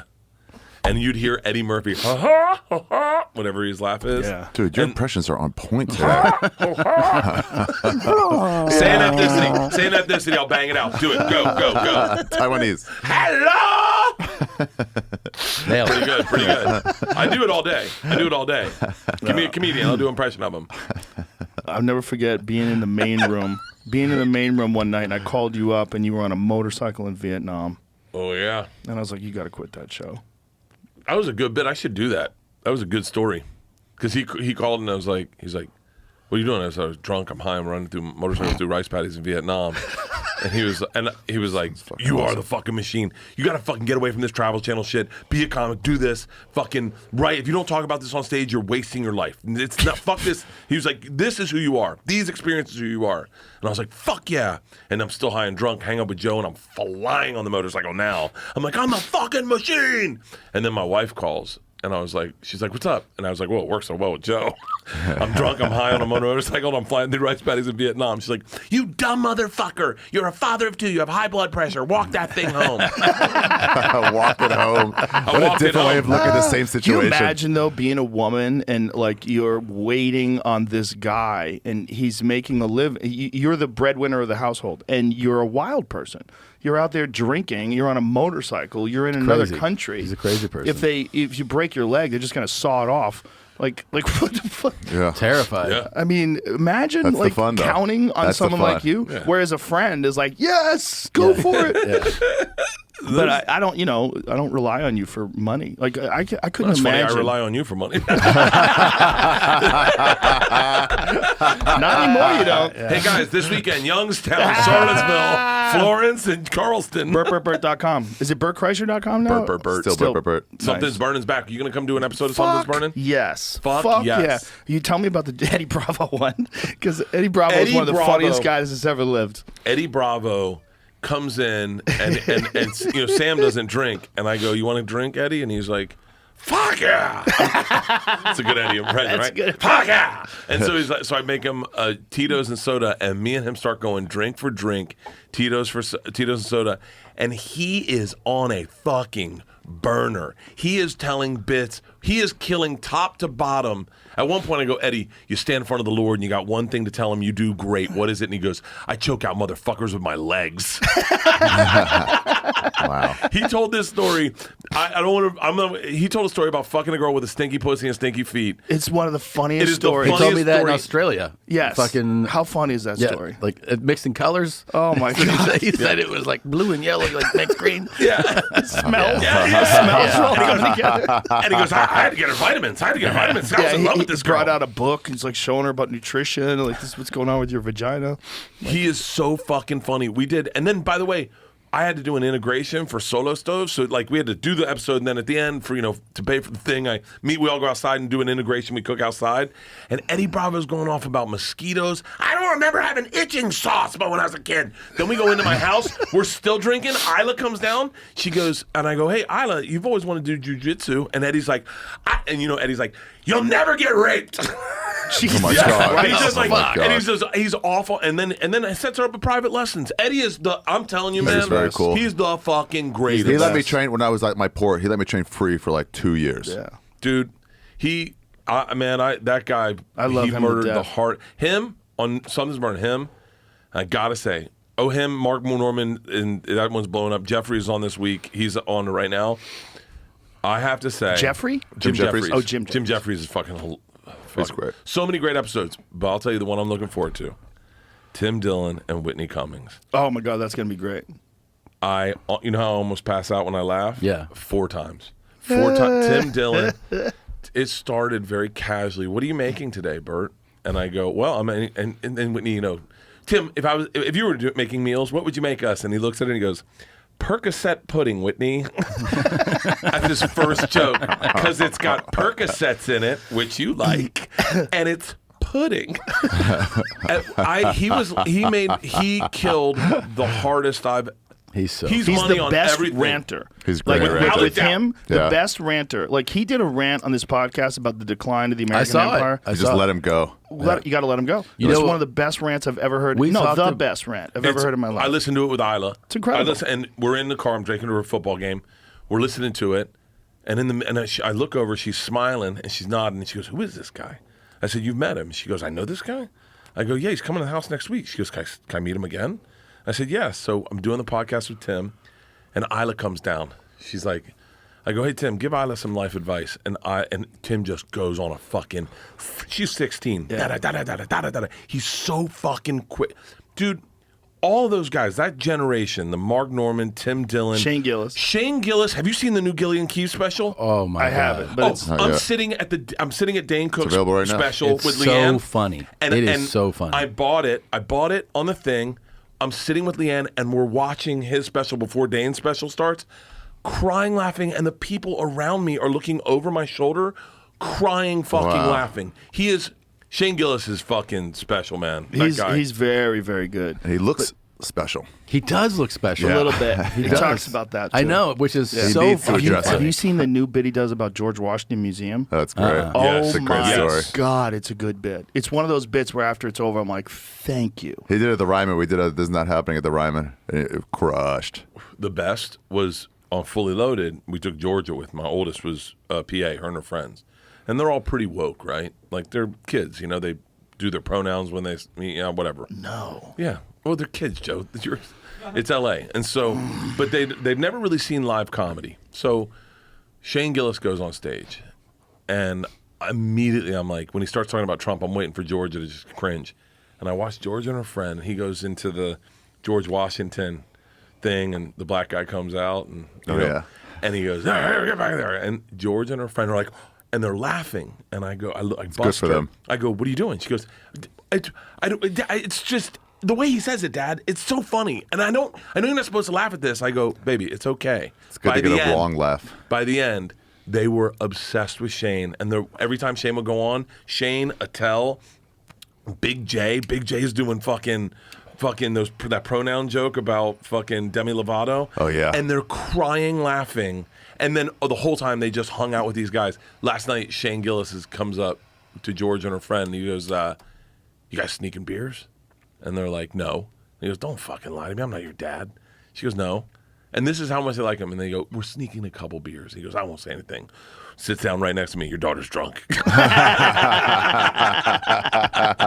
Dude, watching kids, young kids that are supposed to be woke, watch great comedy.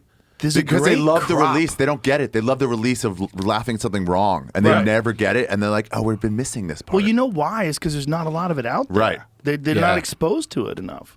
You know, comedy, like the idea that is like, that it's bad to laugh at things that are obviously hilarious. It's like that this person has bad intentions when they're saying these things. That's not true. Yeah. It's funny. Yeah, it's a relief. Well, it's also like an unspoken agreement. Yes. Right? Yeah, we know it's bullshit. You It's come fun. here to hear some It's wrong talking things. Shit. We know it's fake. It's just talking shit. Yeah. I mean, that's one of the things that infuriated me so much about people getting mad at Louis' leak set when that was all going down, where they were saying, you know, It's a workout set. Well, not only is Not it a just workout that, set, it's it's a good bit. exactly what he's always done. that was the part that was great Yeah. when they were like, this guy's Infuriating. jumped. You know, He's gone MAGA. He's like, huh? Yeah, This is he's a pure gone. Louis And you were bit. a fan before? This is exactly what he was doing. hasn't changed his philosophy on At life all. at all. Yeah. It's just funny. He just says the things you're not supposed to say that are hilarious. Yeah. He's still Thank so God. fucking Oh, funny. we saw him here at the Creek in the Cave. It was fucking great. Yeah. Yeah. It was fucking great. People, and he's it's like free they forget now. that a fucking master. It's like we're living in the presence of fucking some of the greatest people of all time at our profession. Yes. Yeah. And the crop coming up now is fucking amazing. Yeah. There's so many good comics coming up now. There's so many good comics. When David Lucas and Tony Hinchcliffe go after each other after on each Kill other, Tony, yeah. Pretty great. I was a guest on Kill Tony the other day. I couldn't breathe.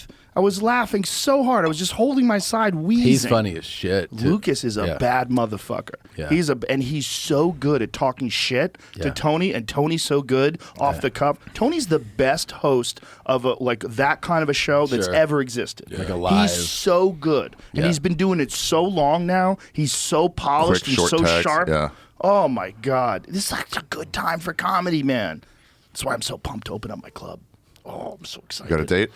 Well, we're in the middle of it right now. Kerry Mitchell just sent me a photo of the new bar in the middle of the construction. It looks fucking great. Don't place show it looks to me. Don't amazing. show it to me. Oh, my dick will get hard. Oh, you A will. bar. The place looks Yeah. amazing. Yeah, I've seen. Yeah, it looks great. This You is, seen it, Bert? I come out for the first week. That's the bar. Oh, you're definitely coming out for the opening week, brother.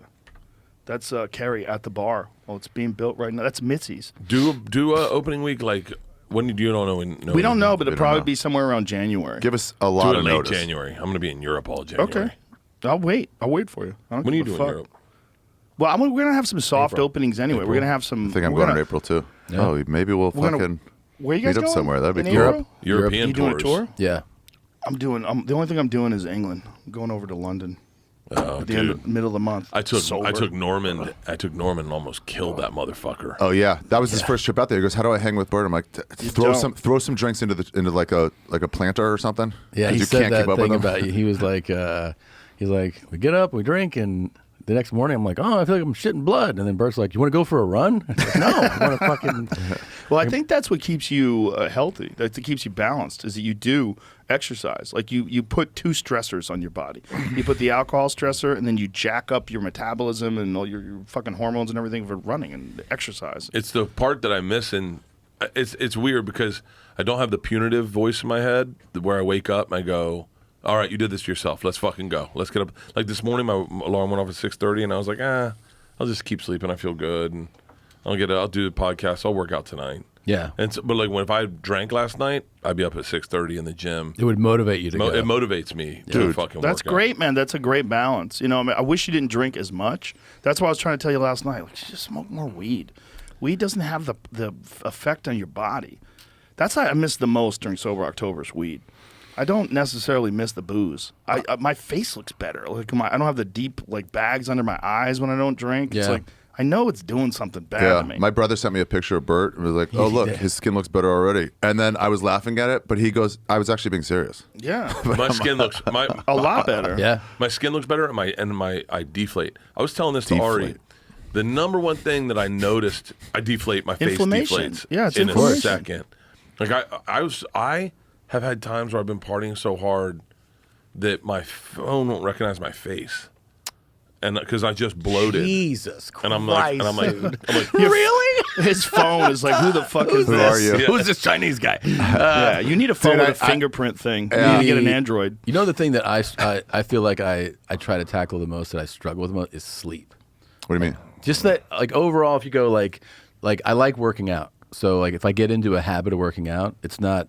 I mean, the workouts can be challenging, but it's not like, man, I don't like doing this. You know. So like you tackle that, and then like eating, that could be a challenge. But again, like if you start like Eating salads, you're fine. You well, just just start do it. eating like a healthy habit. You just build the habit. Yeah. The thing that is, I think, the hardest for me to master, and I try to like think about it more, is just getting good sleep. Have you ever tried one of those like 8 sleep mattresses that cool you off?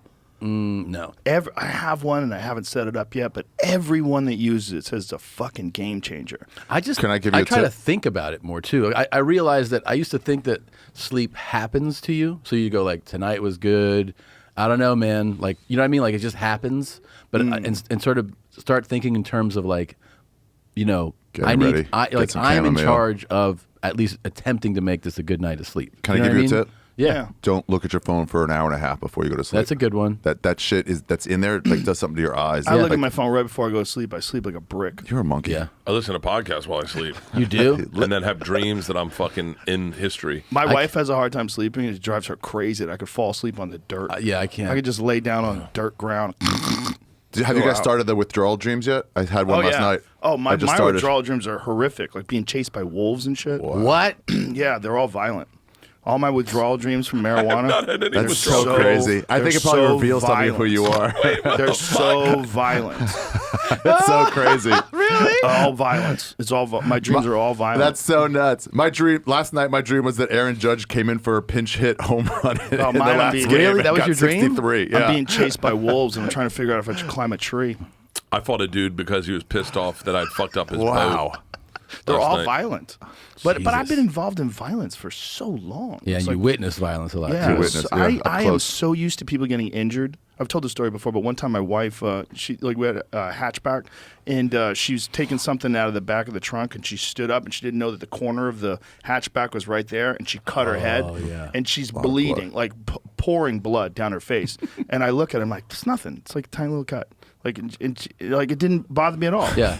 I was like, that's nothing. You could put some crazy glue on it, or we can go to the doctor. She's like, fucking crazy glue? What the fuck is wrong with you? Can you have some sympathy? I'm like thinking about it, what I would do. Like if I look at that cut, I would go, we got crazy glue. I'll put a little crazy glue in there and squeeze it together and put a little Band-Aid on it. That'd be all right. But like, I'm so used to seeing people injured. She's got to Sure. know that's your love language. I've seen 1,000 people knocked unconscious. Yeah. I'm like real Right? close, In up front, person. yeah.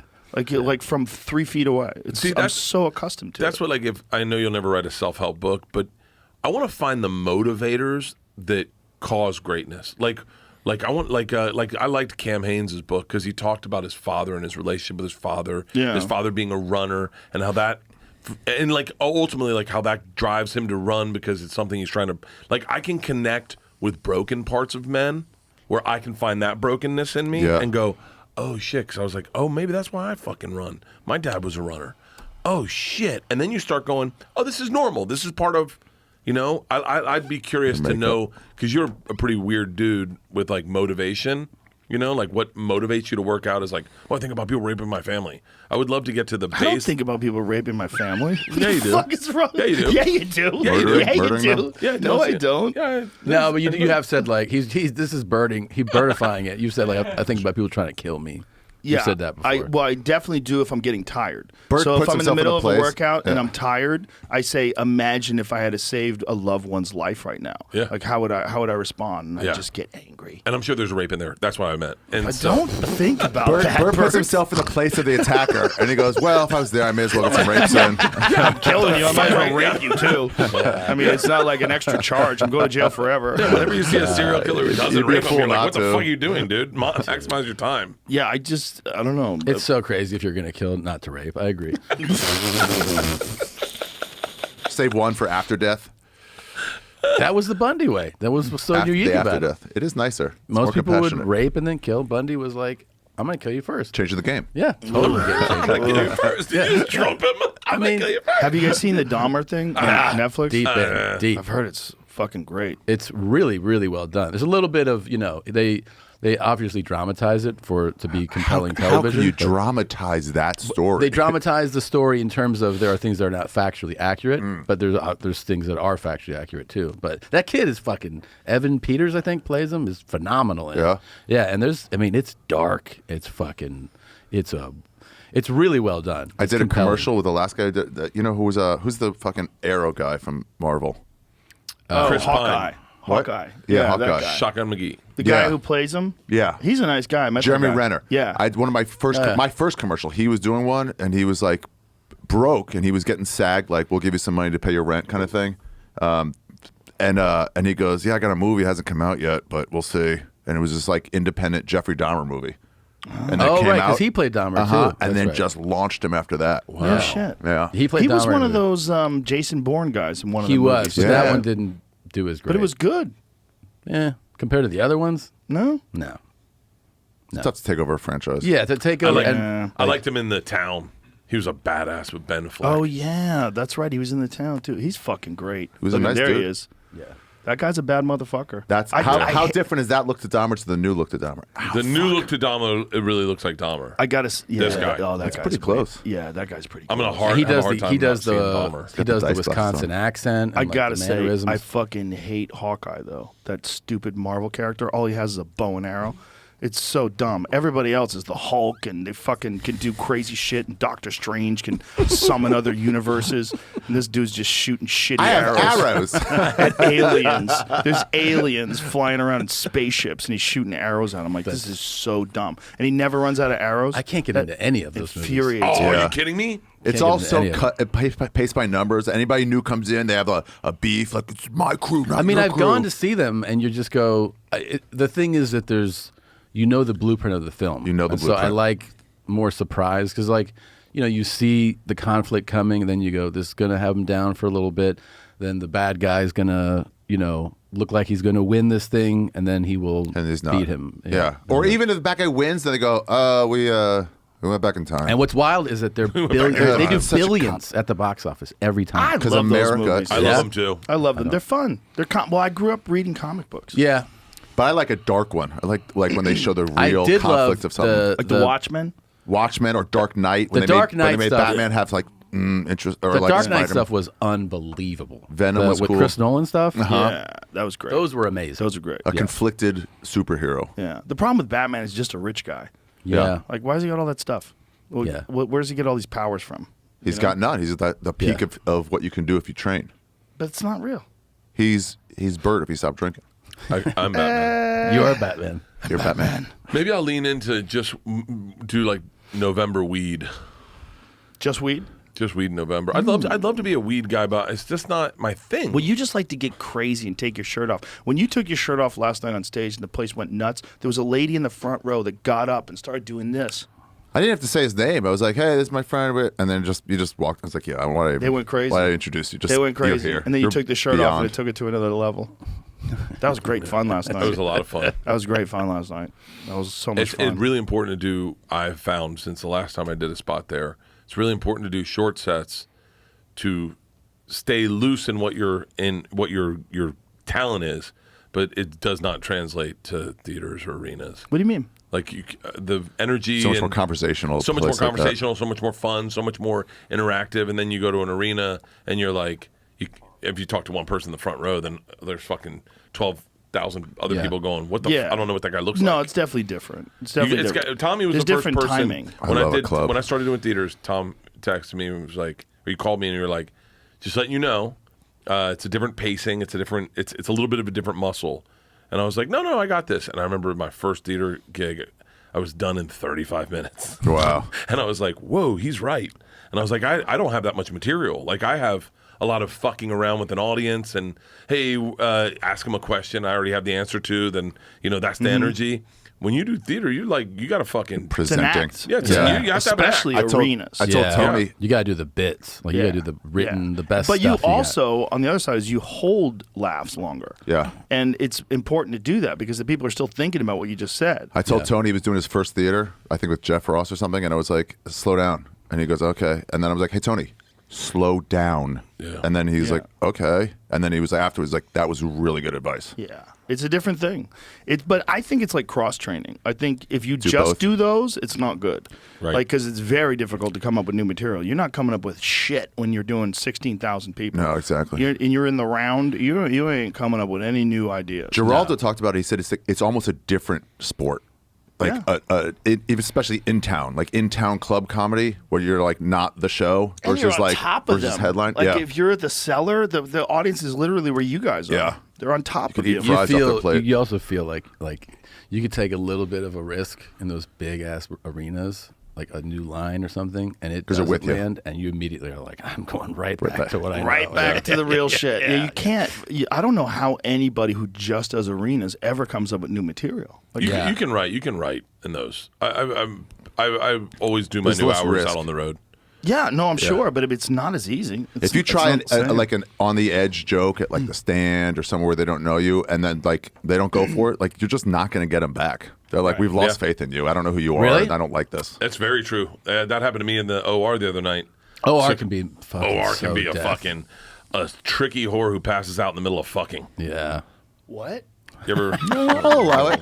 I'll allow Thank it. you. Tricky Thank you, whore that Tom. passes out in the middle of fucking. You should call the doctor. Yeah. No, She's just- probably having a fentanyl overdose. It's a good special. But Exactly. I've had that there's the OR sets that have gone down so yeah. Oh, yeah. Especially if incredibly. you go, I'm going to work on a bit here, and then you start and you're like, and then every word that comes out of your mouth feels so scripted. Yeah. And you're like, Yeah. and you're like, I'm trying to work. God damn it! Why won't you guys just go you with me start for a feel second? you start feeling like a phony. and then you bail on it. You're Yeah. like, fuck that. If you best come up the place- road, like when I open for you and I'd be presentational and stuff, and then you come back to, or just headlining, you come back to the store and it's just like, oh, I'm presenting instead of talking to them. and you're following Right, somebody right. who just was like, Yeah, you how- follow like Tony Woods or something like who's so natural. Oh yeah. and then Tony's you're like the most natural. the most, and you're like you've negated my game. Completely. Tony kills in the green room. Tony was in the green room, and there was this open micer that kept chiming. He goes, "Motherfucker, do you hear me talking?" It was hilarious because it was like, just a young guy who was just a little too eager and Yeah. wanted to like chime in too. And Yeah. Tony's in the middle of these rants, and we're all just sitting there letting Tony rant, and this guy's like chiming in. He's like, "Motherfucker, do you hear me talking?" It was Yeah, he'll call hilarious. you on it. Oh my god! Well, the guy was cock blocking. The guy was jumping in the middle of his Yeah, brilliant rant. I love a club of all the things. It's just like I love them all. That's the most. Okay. You, okay. you Great haven't question, done an great arena, question. Ari. You I've need not to done come. an arena, but I've yeah, done I want to. theaters. I You've want never to done an bring. arena? I want to bring you Not with done an me arena, no. to one of these fucking MGM grand shows. Dude. These crazy. If you ones. if you bring me to one, you gotta bring me to two because I'm gonna No, no, adjust. no. After, I'm gonna figure One. something out after I do it. one and done. And you get paid in a and a Rolex. watch. And a watch. And a watch. Yeah, you wearing a watch. I get I'm on gonna stage, get you you a just suit. put it on me, and I want to like get you I a did. suit. Would you wear a suit? I have 8 suits. No, it's no. the Okay. best part of my game. I get them hand tailored in Hong Kong. Yeah, but they dude. look like shit. I've seen those. Fuck you! gotta get you a- My suit game is the best in comedy. David August. What? It's the best in comedy. That's not true. It is by far true. It's not true. Who has a better suit game than me? I have What pretty do you, what do you mean? suits. Like who has more suits? Who than has you? cooler, more interesting, Me. better? No, dude. 100%. That's terrible. You look like a Canadian that just fucking came over on a fishing Look at that boat. shit, dude. Yeah, that's like a Doug Stanhope. Look how good No, Tom that's Papa not a looks. Stanhope. That bit. actually looks pretty good. That I looks like great. Little That's tie. kind of cool. I do not own Have you one thought suit. about bringing this is not happening back to some sort of a streaming platform? I or think about it something? all the time. I need your and Tom's help. Let's do it. What about me? Yeah, what about Bert? You just left him out. That's not a bad suit. I'll give it to you. I'll give it to you. You're That's, gonna That's a pretty nice suit. That is a good. cool That's a suit. pretty good suit. Thank you. But My the- birthday shoot. We suit had was a shit, when we though. did what? the MGM when Brian Simpson, Tony, Hans Kim, and I did the MGM. We all got tailored suits. Yeah. From David August. That's rad. Fucking incredible. There's, We all- I mean, there's just like a bespoke. Jamie, you got suit. that photo of all of us together? But yeah, when it's made for you. Yeah, when they it's- tailor. Well, I have to wear suits that are made for me, and even Yeah. then, it's like it's tough to fit. Yeah, I'm my the same fucking- way. My body, yeah. Yeah, 100%. I don't have a suit. You don't have I a don't suit? own A one suit? I What? don't Look at own that. a suit. Yeah, you That guys does look look good. clean, dude. Come on, son. Pocket squares. Look at Jamie with the sunglasses. on. Yeah. No, you guys those look look great. nice. You guys look great. Jamie's right out of Pulp Fiction. This looks like Pulp Fiction. Maybe I'll get a suit at the end of Sober October. Fuck yeah. There you go. Like Yeah. get my body With your to new the point, measurements? and then never be able to You'll be wear able it to fit again. into it for 1 week. Yeah. I remember the last Sober But October. look I at was- Tom. Remember when you guys first did the weight loss challenge? Look at Tom now. He's 208. 208. That's your Today. new. Yeah. He works out Dude. every fucking day. That's nuts. You could be under 200 pounds. Oh, yeah. Wow. Yeah, Tom could be Jesus. 195 and fucking shredded. He looks Trying good. it. Trying. Well, it's amazing the consistency in Yeah. your workouts. Yeah, I mean, the real consistency too is on the road. I'm on the road so much. Mm. Yeah. We work out almost every day. You take a guy with you? yeah, You do. He's That's lucky. what Nate His does, too. his trainer is also Sean. an amazing photographer. he is. So Sean it's Nix. two birds with one Yeah. stone. That's nice. Yeah, so he's a real photographer and a certified. I mean, he's fucking jacked. So he's like, it's great because you're around somebody who's disciplined. You know what I mean? So Yeah. every day Disciplined. it's like, I look at what he eats. So I'm like, I'll eat that. Right. When are we going? What are we doing today? What workouts are we doing? I just do what he does in the workout. So you're Nice. just following someone's example, and then it becomes like a habit. That's definitely easier to like farm it off to someone. Oh yeah. Yeah. Oh, it makes it. I'm bringing my trainer on the road with me in October. Look at this. Look at this motherfucker going. Damn, dude. that Look how Sean? thin Yeah. you are, dude. Is that Tom? No, that's Sean. That's Sean. Oh, Sean's pretty I was like, jacked. Jesus Christ, Tom. No, that's Sean. Yeah. That's cool that you guys cut your hair like and like People look like each always other. they're like, "You guys brothers?" And I'm always like, "I'm And sorry, that's dude." who's that one? That's him. his That's trainer. Sean. Yeah. Yeah, you really do have the same haircut. I and know. Stuff still. Pretty fucking similar. But that is a huge Is that a bulge? thing that you could do to bring someone on the road with you and train with them. And Yeah, make sure yeah. that you get shit done. But look how thin you are, dude. You're so much smaller. It's kind of Than amazing. that even, yeah. How Damn. good Yeah. do you feel? I feel great, man. Yeah. I feel great. I mean, you start moving, better, and lighter. lighter. Yeah, Breathe easier. Joints Everything. feel better. Everything feels better. Yeah. How's your arm doing? It's much better, man. I mean, I'm going for another follow up for the nerve stuff in like a couple weeks, but it's Do you like that? Put your hand out there. And you can clutch and everything. oh now? yeah, All good. Oh yeah. I mean, like Shout out to your doctor. yeah, he Dr. Saruya did this one. Your grip strength is definitely still weaker than the right hand, and there's weight where your wrist will eventually collapse. Do you do where- wrist What do you mean? curls? Your weight.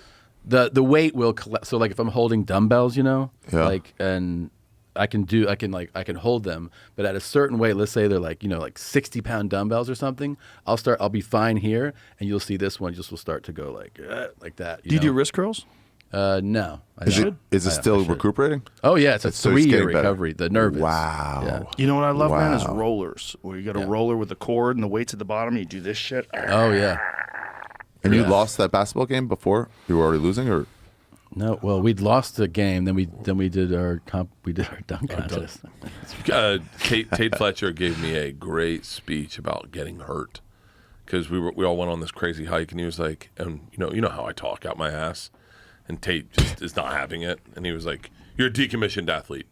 He's like, "You think your body is what it was when you were a kid, and it's not, and that's how you get fucking hurt. That's how you get hurt. You think you can do everything you could do when you're a kid because you could do it when you're a kid. You can't do it. That's how you get hurt." And I was like, that was the first time I was like, "Oh, that's what happened when we played That's basketball." 100% what happened. And we also did something that, I mean, it's exactly what he's saying, but especially when you get into jumping. yeah, Like, I had a if you doctor don't say that. if you don't jump all the time, and then you go, I'm going to jump my ass off. you have today." you have explosive movement, but you don't have explosive strength. Yeah. So it's like that in between time. Like a 75-year-old would never think to jump. Of course. You All know, the stabilizer muscles. And Yeah. all- yeah. Well, you got to like work it. We played basketball last week though. Played 2-on-2 and played full game. And What are you going to drop down to? Do you have a goal? A weight no, goal? because I remember like being real fat as a freshman in college and losing weight and thinking that a number was the goal. Like at first I was like I want to weigh 225 because I saw like NFL linebackers. I was like, that's a good weight. And then I got down to 225. I'm like, I don't look like them. So I just kept losing weight. And I like even now like I'm like 208, 209, and I feel like if I go, oh, it's 200, I'd rather just focus on what I feel like and look like and go like, that's the weight that I'd Yeah. rather be at than hunt the number. You know what I mean? Yeah, that makes sense. I think I'll, Because you also get like that you're feel gaining done. muscle. Yeah. Right. So your weight Yeah. is getting higher, but your body fat's getting lower. yeah. So I don't know what the final number will be. I think it's definitely, I have a build that I should be like between 190 and 200. I think, that's what I think I should be. And so that's like kind of like the range. Yeah, But as you're putting on muscle, I mean, maybe yeah. you'll be heavier. maybe I'll be heavier. Yeah. Yeah. Yeah, I put on muscle pretty quickly, and so What do you weigh now? 80,000 pounds. Is it 80,000, Bert? Is it over or less than 80,000? So fun. Would you say it's over? Or I think under now because of a few days, but I do it in stone. But wait, but be honest. What were you up to a couple months ago? Because you were at 265. 265. 265. I told that to who did I tell that What? to? I told that to That's like a. Francis Ngannou's weight. They Who look did the I- same. That's how I thought I would look at 225. Basically. I was like, I was like talking to like a man. Like when you talk to like men, is different than you're a man, but like us. So like if you say that, What? like, you hold people to a standard. Like an athlete, if you've competed at a high level, you see things at a high level. Like Eddie. It's hard to bullshit with Eddie about like false claims Right. about exercise Right. and stuff. About physical fitness So I and- said to someone who goes, "How much were you at your heaviest?" I said, 265. He goes, 270. I went, no, 265. He goes, no. Let's be very clear. There were days you were 270. You just didn't get on the scale. And I went, Wow. Oh yeah, you're right. Probably 270. Oh right. Yeah. Yeah. Yeah. It's the way a man's like a man works, you know. I go 265. So how did I? That's the day I stepped on the scale thinking Right. I was really 250. Yeah, I used to do was that. 211 when I got back from Italy. That's Damn. big for you. Fat as fuck, dude. Yeah. I had a roll. Yeah? I was feeling a roll right here. Damn. Yeah. Can I please For me? leak that shirtless picture of you? No. Don't It's so fucking. do that. I sent it to my wife. I go squad goals. I did a photo shoot and I did one picture of me naked swinging a baseball bat, and just randomly I saw like a delt and a bicep, and then I spent the rest of the photo shoot trying to flex, and you can't see anything. I'm fucking sore as fuck the next day. I think I pulled my kidney. Swinging a But baseball wait, bat what is- naked. 265. If we can 265. get you off the booze for a long period of time and get you working out, I think you would be a fucking freak athlete. I, dude, really do. Booze alone. Wait, would what do you weigh You now? already though? work out. What do you weigh now? I really don't know. I think When I saw you probably play tennis, 247. Okay. when I saw you play tennis against Tom, I'm like, this motherfucker is an athlete. He has He's understated his athlete. golf You're- swing is incredible. Swimming. Baseball. Hand-eye coordination. Hand-eye coordination. He can play pool is- too. You I guys, know. You guys were doing Two Bears, and I heard you guys talk about archery. Yeah. One of my favorite moments ever. We were doing I remember this. Go Big Show, And I would have bet, by the way. It's- I knew already. I would have bet fucking 10 grand that you had done that. we had a trick archer up there. He's doing trick archery shots. I've always been into archery, but whatever. And I always know I'm pretty good at archery. And so I go, hey man, can I see your bow and arrow? I want to take a shot. And he was like, okay. And Snoop is like, no, that's not. He's gonna fucking kill one of us. And I go, Snoop, I think I can do it. And I know I can. And he goes, no, we're like maybe 50 feet from the target. And I line it up out of nowhere and just bullseye. And Snoop lost his shit. And I was like, but I like that energy more than being. Yeah. I like talking Surprising. shit and surprising Because someone. you like Than being 'cause that's- good at something. That's than, party than like energy. working hard at Yeah, something. yeah. That's party energy. It's the guy going, I could do a backflip, you know? I'm the opposite. I just get obsessed with things, and so I just want to get perfected at it, and it never happens. You never perfect something, but you get closer and closer and closer. And you get these moments, like playing pool is a great example. There's moments where you just know exactly where the ball's going. I love that. In the zone. I'd be curious Yeah. if you looked at my form in my archery and that trick shot. If you go, oh, he knows what he's doing. Well, it's a different kind of archery because what you're doing is traditional archery. Yeah. What I do is like compound archery. My shit is like I use like a rangefinder and I have a scale on my sight where I range like at 65 yards. I'll dial it into 65 yards, and I'm shooting at 85 yards to an index card. So at 85 yards, I'm shooting at something that's this big. You couldn't do it the way you do it, Bert. It's a different thing. You would beat him We in went just out regular skeet bow. shooting. I don't know how to shoot traditional archery. I'm terrible at it. I was with my family. We were in Hawaii, and they have this like archery. Oh, really? course. It's that different? Yeah. Well, I mean, I could do it, but I don't know like how to aim. It's like more- you're supposed to aim like with the way I do it is with compound bow, and I pull it back, and it's all like centered to. It's all the bow is matched to my frame, so I have a 28.5-inch draw because that's how far my arms are when they're fully extended, and then the keep sight is at like exactly like 5.7 inches here, and I'm looking through this thing, and I center the housing with it. It's like you're balancing all these things out together. It's very zen, because in that moment you're not thinking about anything else other than the execution of the shot and making sure it releases perfectly. And it's just there's something about thinking about something like that overcomes that's jiu-jitsu and archery and pool. You don't think about anything else other than that thing while you're doing it. And that is like sort of like a moving meditation. Archery in many ways is like a moving meditation, because you're so engrossed in the technique that you don't think about anything else. No life issues, nothing else. And even if you like never hunt or never do a competition or something, there's something about shooting a target over and over again. It just clears your mind. Now, the cool thing about what you do from my perspective, and you and Cam and all those guys, the thing I think is sexy is the seeing it and then your heart's racing, holding your breath, keeping your breath, tracking it. Like I've watched a lot of those like Ranella videos on Netflix. Mm-hmm. The energy that happens that whole moment, because it's almost like finding a needle in a haystack. You finally see an elk, and then you got to apply all the shit you do in your range. You got to apply it to it when you haven't slept well. Come up. You haven't slept well. You slept on a rock. Your fucking nerves are up. You get one fucking shot. Yeah. That's the cool. And you got to be still. Your heart's got to be still. There's a lot going on, man. There's a lot going on, but it's also it's obsessive. You get obsessed by it, and I think there's something about obsession that's good for the mind. Like getting like really focused on things. It keeps your mind active in a very unusual way. You have something like that you like? Jerking off? Maybe stand up. I don't know. Yeah, stand up. Stand up. Oh, dude, I'm helping Big J do his special now, and that's all I think about. Is just like making sure everything's run right and like shit like that. Yeah, watching him when Fully Loaded. When he was for the first time I saw him in an arena. Big J, Big J's always the guy fucks around, little fucking buzz on stage, fuck around with the audience. 12,000 people. He sits on a stool and destroyed me. Shane, Dave Attell were back there watching him and murdered and just didn't move. Big J, one leg out, one leg up on the stool, Eagles jersey.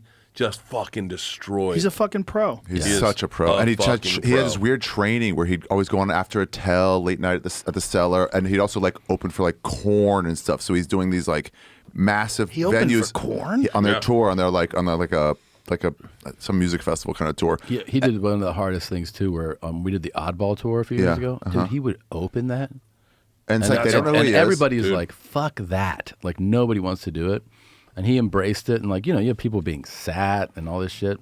He would fucking. We went out. We had to introduce a big band at Rockin' the Range in Columbus, I think, and it was like 20,000 people out there. And the two of us went out just to say also we have a comedy show, and we went out, and I'm just like freeze. I'm like, what the fuck?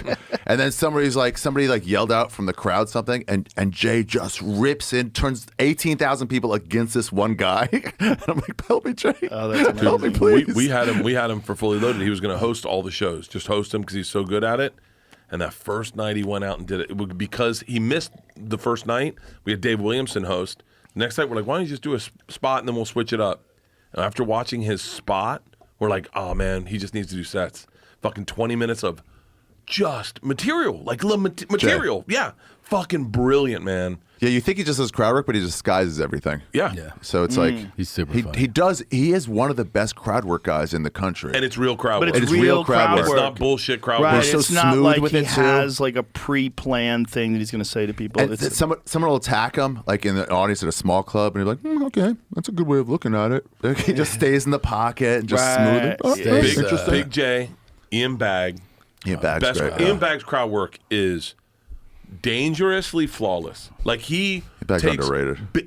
People forget about him. People forget sleep about on him. how fucking talented that guy is. Yeah. We did South Africa, and there's like people that it's a cultural thing. Certain tribes or whatever had people would have dyed hair, like dyed, and one of the people running the festival was like, oh yeah, they're from whatever this group, and it's like a religious cultural thing, and dyed orange, and he's like, okay, huh?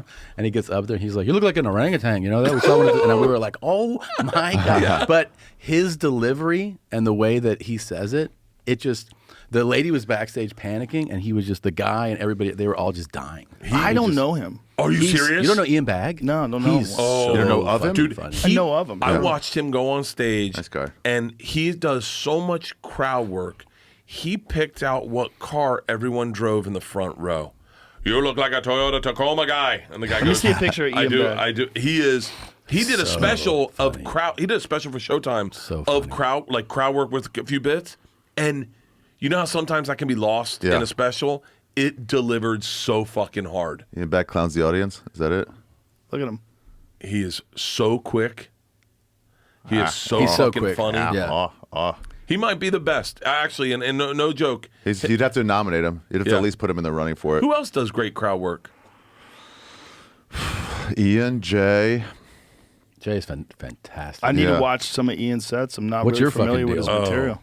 What's your fucking deal? Yeah, what's your Have him come. You know Yeah. what? When you get your club open, have him come do a Oh, I'd weekend love down to. there, and you will be You'll Sit enjoy and it. watch. In a minute, Joe. You're going to be like, I got, and then at the end of the week, and tell me if I'm wrong. You'll be talking like this too. Yeah. Oh, You know who's a funny titty, fuck? titty, finger bang. Sam Talent.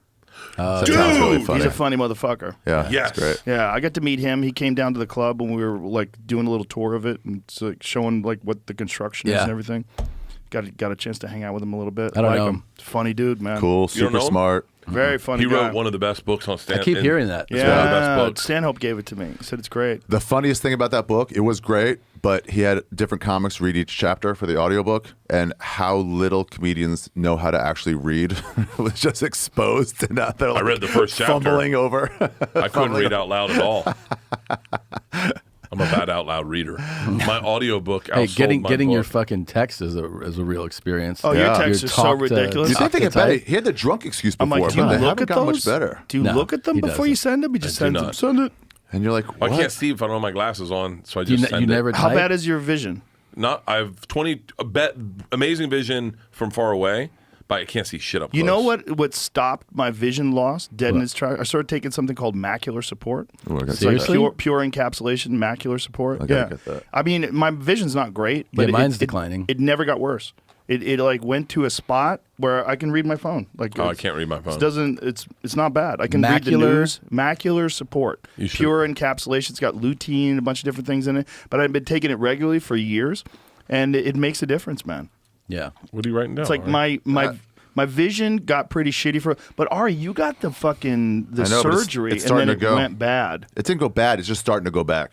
Really? Yeah, I'm Yeah, starting that to squint. happens. That happens. Because your 8 years later, 7 macular years later. degeneration continues even after you get the surgery. Yeah. Well, there's a thing now that Andrew Huberman was telling me about where it's like some sort of bacteria, and they I'm going to butcher this. They inject it into your eye, and it actually corrects your vision. Whoa. And I'm like, but what if it goes bad? I was scared of it. There's It's like, always like a my 1%. vision's not bad right now. It's like it's okay. There's you this know? small percentage thing that happens in LASIK where somebody's vision will just go orange. Oh, like no. Their whole, permanently. You know? Well, this guy that I met, one of my daughter's friends' dads, he had the LASIK, and now he can't drive at night He can't now. because he sees halos. All the How long lights. ago? Did it go away? No, he can't drive at night. Damn. Like he drives at night and he's like can't see anything. He goes like all the headlights Blind are. him? Have you ever seen what it looks like? See, pull up an I had image it of for a couple of weeks. halo vision due to the LASIK. It's not good, man. It's like this. Yeah. Yep. So that's what he sees. So like the Oh, upper fuck. right hand corner, Jamie, upper right hand corner, halo. That's it. Oh, I so think I that's got what it he too. sees. Like when he sees a light. Everything around that light is obscured by like a haze. that. Yeah, so he can't drive at night shit. at all. He's like, I see pretty good in the day. I could read books, but at nighttime, I'm fucked. He goes, so I can't drive cars. That's fucked. That's It's fucked. And you had And the they didn't surgery, tell and it makes him it that. worse. The second I got it, they're like, hey, but just so you know, your near side, that's still gonna like fade. Immediately, I couldn't see a book this close. I had to like put it out. Like the next day, it was like I was like, hey, dude, you said it would go away slowly. He goes, no, maybe right away. I Maybe can't. right away. I got your money, bitch. Ooh, Yeah. that's my dick. I forgot that the last picture I showed. It's sitting right there where everybody can see it. I'll put it literally up your so screen. everyone can see it. Oh, it's Spotify. You can show my dick. I think you can now. Yeah, there you go, guys. I don't know. We might be in trouble. Hey, This might be the one. do you think I think about death a lot, and do you think when people die, they're like, hey, put my glasses on so I can see everybody? No.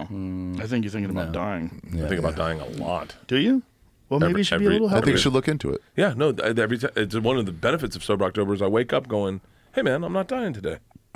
You said, wait, were you serious that your recovery's better with tequila than no drink? Hardcore better. Hardcore better? Hardcore better. Like you see this? I have the a stat. I have a 98% recovery on tequila one time. And what is it like? 70s.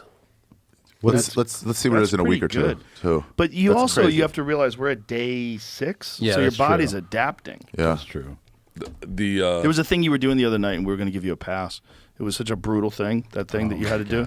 I couldn't We're like, take it. I know you couldn't I take wanted it. you to Can I fail tell you so that? bad We so I could did. get out of it. I wanted you to fail so I got bad. your text, and there was. You're allowed. And I said 3 drinks too. Yeah.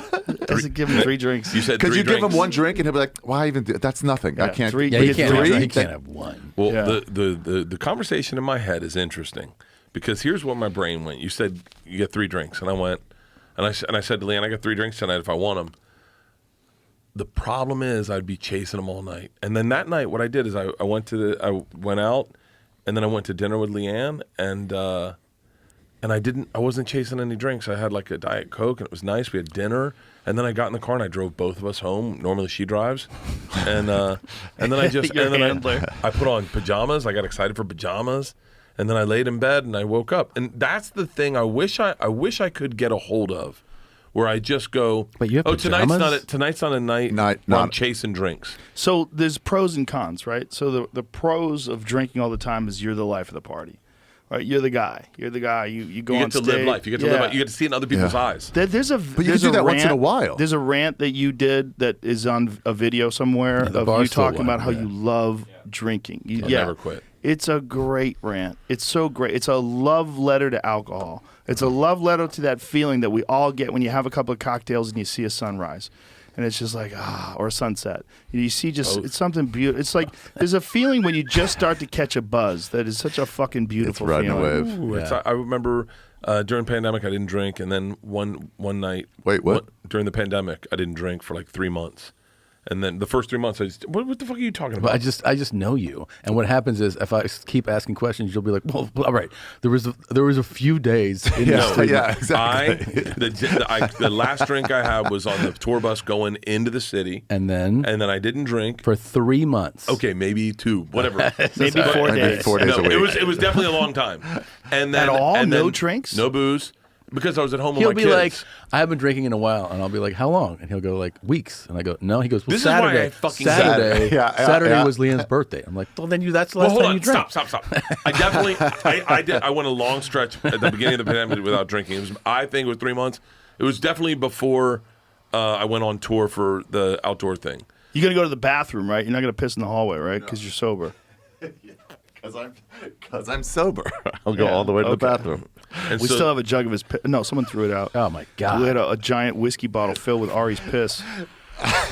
It was hilarious because he was peeing in the hallway. We got a camera, the security camera. He was like, "Why are you filming me?" So I'm like, "We're betrayed filming and drunk. everything, bro. This is a high security the place." bathroom's like another 20 feet. No, you No, couldn't make You've it. justified yeah, you it. guys get fucked up on those protect your parks. Oh, yeah, Can I we tell do. you, I'm a little jealous that that all ours There are he always is. sober. Feeding his dick like a snake into a rat hole. That looks like a picture you put in front of a 7-Eleven, like Yeah, this man. this man's face dangerous. starter. Yeah. Right next to the Jimi Hendrix painting. Look at And him. I'm bent over because I'm like Yeah. almost ready to pass out. Yeah, It's the Stockton serial killer right there. pissy. Look how filled that fucking whiskey jug is too. He pissed in that a couple of times. God. Yeah, Animal. fun times. So like, what? Protect our parks are fucking awesome. Those are look so fun. It's the as most fun. They're so Fuck. fun. What are we doing November? November 2nd, I think. Yes. Yeah, we're gonna do it. Oh, you're gonna turn Oh, it, you're- so turn you're- loose. You're cutting you're having your first drink with them and not us. No, we'll I'll already have a have first one. drink with you. I mean, I'll have a second drink with them. I'll November have a first 2nd. drink with you. November 2nd, my I'd birthday. be November happy. 3rd. You want to get together November 1st? Let's tie one on. Fuck it. I can Let's do go. November 1st. Come here. Let's go. Let's fucking go. November 1st? Let's have some barbecue. Let's see. Drink some beers. The best feeling is that first drink so the first sober October we did. Me and Ari met up in New Orleans. We had our first drink together, Yeah. and there was I'm here to Malort's, right? Something like that. You're here? November 1st. Tommy and I getting I can hammered. be here. Let's do it. Ari, what are you doing November 1st? We could do it in the afternoon. I could fly in the morning. Yeah, let's do it. I Let's gotta go. do We'll do a show 31st at that home. night. Let's have some fun. That first time me and Ari meet up in New Orleans, I feel great. I feel people always talk about gratitude. I remember having so much gratitude for you guys because I'd never stopped for that long and being like, I'm glad I have friends that made this fun. Yeah. And me and Ari went down. Well, you were worried at first. You thought it was an intervention. It was. I went home after that. Yeah.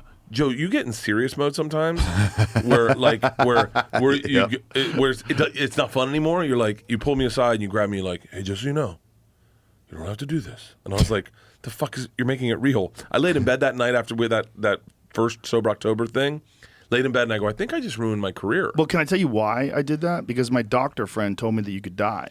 He said there's one thing that does actually kill people, and it's withdrawal from alcohol. Like yeah, we alcohol, all really actually legit worried. We're like, that could happen. There's two drugs that I kill bet on people it. when they get off of them. Benzodiazepine is one of them. Benzos, Xanax. Xanax actually can kill people if you get off of it. If you your body becomes so addicted to it that when you get off of it, your body just fucking freaks out and you die. And that shows you how great benzos are. Well, that's what happened to Jordan Peterson. So good. Yeah. That's what happened to Jordan Peterson. What was he up to? Do you know what he was consuming? He doesn't really discuss that. Oh. He's a little tight-lipped about but that. it's because got to it's be such a- significant for people to go I do through not it. know. You know, and I was sad that he did it in the first place because that's I think he didn't understand the withdrawal. No one understands with benzos because the doctor prescribes it. They always give you like 1 milligram, and then you're like, oh wow, you take that 1 milligram, and it's overwhelming, and then slowly but surely that 1 What does milligram. it do? Yeah. It's like Jesus. You've done it? Oh, yeah. What does it feel like? It's the greatest feeling in the world. Like, Xanax is? Yeah, it's I mean, it literally just imagine yourself being very anxious and it's just being eliminated. But doesn't it rebound, and so your anxiety increases when you get off of it? Well, that's what I've heard. I mean, it's short lasting. They're not the thing about Xanax and stuff is that it's fast acting, so it hits you pretty quickly. And if it's strong, not only would it reduce your anxiety, but you would get like a buzz of sorts. Like you feel good. Yeah. It can be addictive, but like people take different quantities of it. So taking like 1 milligram is actually a strong dose. So if I ever take one, I take 0.25. How often you take it? I still have the same 30 that was prescribed to me from like 2 years ago. So I never take you it. can just do it every now and then and not do it. Oh yeah, I had a problem with it. Legit problem. And Dom Leanne, Irera was taking quite a bit of it. He was Yeah. taking it a lot, but he said it made him feel great. He said just he was having like Panic, issues. anxiety. with yeah, a glass sure. of white wine. Oh my yeah, god! if you start drinking on it, I'll tell you what, fucking all anxiety goes away when I do hard cardio all the time. And Yeah, this, true. we were talking about this last night, is that one of the things that's coming out of this Sober October thing that came out of the last time we had the fitness challenge, and you and I talked about this. Mm-hmm. There's a thing that happens when you do that hard cardio every day where you don't give a fuck. It's true. It gets easier. Yeah, it gets easier to But do the hard you gotta cardio because you do- get in shape, but What do you mean? were talking about the inner chatter. Yeah, because all stress, anxiety, everybody has different degrees of it. But when you're doing hard workouts, like when you fucking like gas yourself, you're done, and you do it consistently, like nothing really. It's just hard to stay consistent and to recognize that really is like a medicine. But it's like a medicine. It does leave you feeling like So what's the You can't exercise? think about other What's the stuff. exercise for you? For Like, me, it's the- cardio. No. Like out of all the cardio, it's not running. Is it the rowing machine or the Well, I have the a bike? knee issue that it fucks with me when I run, and I've been getting stem cells in it. I fixed my right knee. Ways to Well. Shout out to Ways to Well. My right knee is 100% now, 0 problems. And I had a torn meniscus in it. It was swell sometimes, and I get like a cyst. I got it drained like 6-7 times.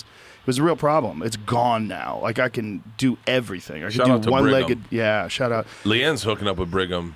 Ways to She's Well's doing it. They're amazing. great. Stem They're awesome. cells. Stem cells are amazing. Yeah. But I mean, what's if you the get a good actual exercise? Like for me, the only way I can find myself pushing it to where I'm going like I'm about to throw up is a rowing machine. rowing machines are great. Rowing machines are great. I honestly need an outside motivator. So if it's just me trying to get in shape, it's like, why not quit? Why today? But if it's when I'm competing against you guys, when I'm like, I have to do this from an outside push, then I can the keep going. specific My wife exercise. gets very uncomfortable when we start doing these things. Yeah. Oh, your wife. Yeah, my wife gets scared of me being obsessed. Nobody's significant because other here during likes the this. during the fucking Sober October fitness challenge, like that, I went off the rails. It was nuts.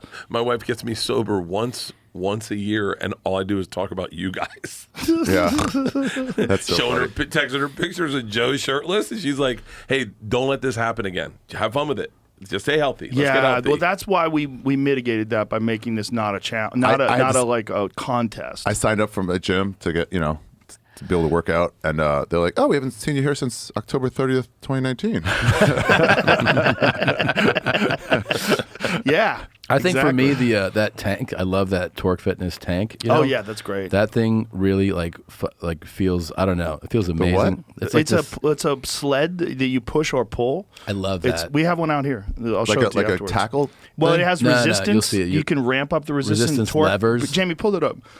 Torque makes it. It's one of the best fitness tools. That thing. Oh. So you push that thing, That guy and looks just like you. and then you also can put a strap on it, and you pull it backwards. Yeah, it has different, and then it has the rope. And Put a then fucking lawnmower on there and do two things at once. That's what, the whole time I thought. Why Yeah, don't you mow your just own get some lawn? choppers Yeah, in there. that was every comment that was on that thing. Yeah, but it's not as difficult. Dude, the other torque thing machine's difficult. I think that really fucking takes me to that level of holy shit is mitts or a bag. Oh yeah, Like, man. really Oh, going yeah. ham on Yeah. that. That Yeah. really. I don't have any coordination punching. I I really look like show a you chick. that. I could show you that easy. That is hilarious what you're just doing right now. The wrists. Oh, Thumbs out. Yeah, in what my was movie, that? in my movie, I think I had my fingers, Oh, inside, or I was Jesus. doing this. Yeah. And they were like, "Yo, Dude, I could teach you that Looks pretty like you just easy. burned yourself. I guarantee you I could teach you how to punch pretty easy. You'd figure it out. it's amazing." I think I'm tough. Like if some guy talks shit, but when I hit mitts, I really don't know what I'm doing. But if some Yeah. guy was like, and you go, "I'll fuck you up," and then you went like this. fucking do your hair The first. key is to learn how to do it where you're not trying to hit something hard. That's the thing. Everybody tries hard, and when you try hard, you like, and you grunt, Tense. you use all these muscles, and you fuck up your thing. When you learn how to punch correctly, the right way for someone to teach you is literally to teach you just you're not even doing it hard. You're just learning how to move your body correctly, and then it becomes muscle memory. And then it becomes ingrained in your pathway. So you know where you're putting your foot. And then once you actually start hitting something hard, then your body knows what the motions are. The problem is when you like strain, like you see big guys do that, like big strong guys, they know they can hit hard, so they try to hit hard. So they grunt and they stretch everything out. But that's the wrong way to do They're it. also gassed in like 20 seconds. Yeah, because you're using so much muscle. Sure. You know, you want to use technique, and you can learn how to do it like slowly and softly. It's just teaching yourself to not try to hit it hard. You see those pros are so loose too. You know, they're Yeah. just like their shoulders. Just That's the kinda like, same thing with jiu-jitsu too. The way to really learn jiu-jitsu is to drill. You just learn how to do something in a drill where you're not like straining against a person. You're learning how to just train your body to go through the motions. Like when I got the best I got at jiu-jitsu, like the biggest leap that I got was like between blue belt and purple belt. That's because I was training with Eddie, and we were training like almost, like 4 or 5 days a week. And we would drill all the time. I had Drills. mats in my garage. We would go get high, and he would like go over techniques with me. Eddie is a fucking great instructor too. He really He's so breaks it good. down so well. Oh yeah, So he he's can so like good at it. get it. And even though he's like, he's a stoner and he's like this wild dude, he's very And he disciplined. smokes weed. A little bit. I went up behind him one time to take him down at the store, just as a gag. Oh, good luck. And he, as He's also I grabbed him, that Eddie, but don't do that. and I was like, he's like, I'm trained to do one thing, and it happens. Yeah. Jiu-jitsu, that wears me out completely. Wore me out completely. Oh, yeah. Like all parts It's of your hard. body, because it's like wrestling in general. Well, I that guess. is another thing that like alleviates anxiety with people. What do you want? Coffee? This It is the best goddamn alleviates- cigar I've ever had in my entire fucking very life. good. It's the It's best very fucking. I haven't had Very any good. buzz What is at it? all. I don't thick. even know what I've it had a is. buzz. It's a Jaime Garcia. They make my father's is like Yeah. the number one cigar out there. My father's always wins the whatchamacallit. But this is all. We got this at the bachelor party. We got my father, the judges, and then me and Liz got a bunch of other cigars for the people who were like, "I'll try a cigar." I'm like, "Oh, I have the yeah. special one for Try you." one of this. Yeah, like a not as good one. Yeah. They're so cheap in Tampa. That fucking bachelor party was sick. That was a lot of fun. They won me over. Side Splitters won me over. Trying that. Splitters? Yeah, they're like, I'm like, yeah, this place is great. I'll be back. I've never February. been. Never been to It's that a place. real Cool club. It's a really cool club. Yeah. It was funny watching Carrollwood. Bert remember what it's like to be in a club. He's waiting to go on. Guess like jump on. Nobody knows he's there, and he's waiting outside the showroom. People are like, "All right, Bert, can I get a picture?" He's like, "Oh fuck," and he didn't know what to stand. He's just in the kitchen, like moving past like waiters. Sorry, I'm in the way. I'm like, this is club comedy, Bert. You forgot. It's you get. I know you know this because you like sports the way I do, but like you do Cleveland, you do the arena in Cleveland, and you're making the same walk LeBron makes, and you're going like, there's a gravitas that comes with those arenas where you like you hear the people and you're walking down the hallway and you're seeing jerseys up and you're like, those and tunnels, then the tunnels, the tunnels, and then you go to Side Splitters and you're in the kitchen and they're like, plate coming around the corner, and you're like, sorry, I'm so sorry, I'm so sorry. Yeah. You're like, how am I supposed to get in my head? I hope they really pop when I take my shirt off. I hope they really pop when I take my. You're trapped. You have to take your shirt off for the rest of your life. I'm in it. What are you I gonna love do it. if you get ripped? Throw me in the briar patch. Yeah. I would love to be ripped. last- I would love for on this special. I would love to. All I want is someone just to remember November's when not gonna Chappelle. happen. Remember when Chappelle got guns? Yeah. And all everyone was just on the deal. They're like, dude, his fucking arms looks are good. jacked, yeah. That's Yeah. all I want. Someone to go, God damn it, man, he's got delts. He's got. That's delts. all you want? Just I'm always gonna have the belly, I think, but just someone to go. He doesn't look that bad. Can I discuss your belly real quick? Please. So it's always Tom and I have talked about this. You look like a trans man that's having quintuplets.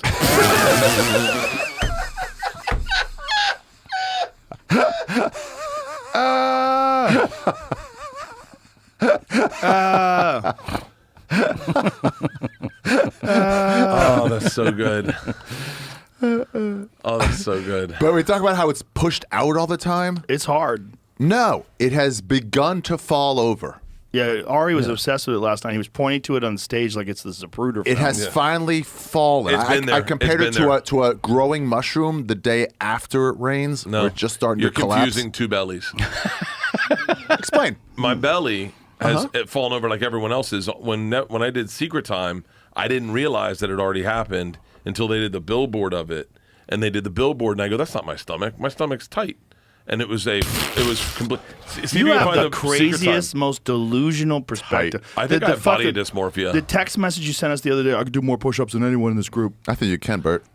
If cheap push-ups, Marky Marks. Yeah, but cheap push-ups I could do for days. I knew. I knew it was like vintage Bert. But There it that's is. Secret Time. Yeah, Oh, it's that fallen one- that over. was you? That's the- me. And they put that up on fucking Melrose, and I go, "That's not me." And then I was like, I looked You at thought the your moles. belly was smaller than that? That's me at like 220. Right, but you, at the time, thought your belly was smaller than that. I thought I was in great shape. And they put that up on Melrose, and I saw it. I drove past it, and I go, "Oh, did they must have put someone else's belly on me or photoshopped it." Yeah, like And this then is like when you go like, I have legit the best shoulders. I do. Hold on, I do. I have legit great shoulders, like great fucking shoulders. Yeah, No, you don't. Joe, they're ripping through this shirt right now. Yeah, but you say No, you things just and you bought don't a really boy's mean shirt. it, right? Like No, I when you kinda mean say it. I things kinda and you mean know it. they're I not told you. true. I I told kinda you. He does mean it. He's I kinda kind mean of it. and I I kinda kind of mean mean it. it, which Right, means he means but it. but joking, you say not joking. but you say things you know aren't true. Like remember that one time you said you could do the splits? You were like, "I'm gonna do He the thought he splits." could. I actually thought I might be able to pull one out. But more importantly, What? out of that whole look at those fucking fucking That was pretty good. yeah. If you look at me, if I take my shirt off and just do like No. this, No, you go, yeah. no, right there you look pretty good though. Yeah. but you got to know that you can't do the splits. Like, why'd you say that? Because I thought I could pull it out. Same reason I said I could run a marathon with no training. I Yeah, just but was a like, fuck it. marathon is like you can run 5 miles. I've seen you run 5 miles. Yeah. So just keep going. My Like best the part of idea of doing the splits is crazy. The best part of that story for me was when you did a split, and then you looked at me and you said, "Have you ever done a split?" And I said, "No." And then in your eyes, you go, like you're almost trying to talk to an island of people you discovered. You go, "What made you think you could do that?" And I go, "I don't know." And you went, Why and, could yeah, you you're like, do "But it? what? You've never done it?" And I said, "Yeah, I know." And you go, "And you were willing to hurt yourself?" And I was like, "Yeah, I was gonna see if I could do it. I just thought I could do it." But it takes a long time to get that flexible. That's not a normal human thing. I don't know. I just roll the dice. Yeah, I like that energy though. Yeah, That's the that is fucking- that being- the energy. That's Cinderella story energy. That's It's not that- a Cinderella story. That's a torn hamstring story. Yeah. But like I like when you go places and people underestimate you. Yeah. And I love my favorite part of Sober October is the subtle shit talk where you go, "I will murder you." Like I don't know. I said, "I think I can do more push-ups than you," and your reply was, "I will kill you." Yeah. And I started giggling so hard. I'm at dinner with my family, and they're like, "What are you laughing at?" And I go, "Joe." And they go, "What did he say that's funny?" I go, "Was only funny if you know him intimately. Then you get, because I know you. You're like, what the fuck?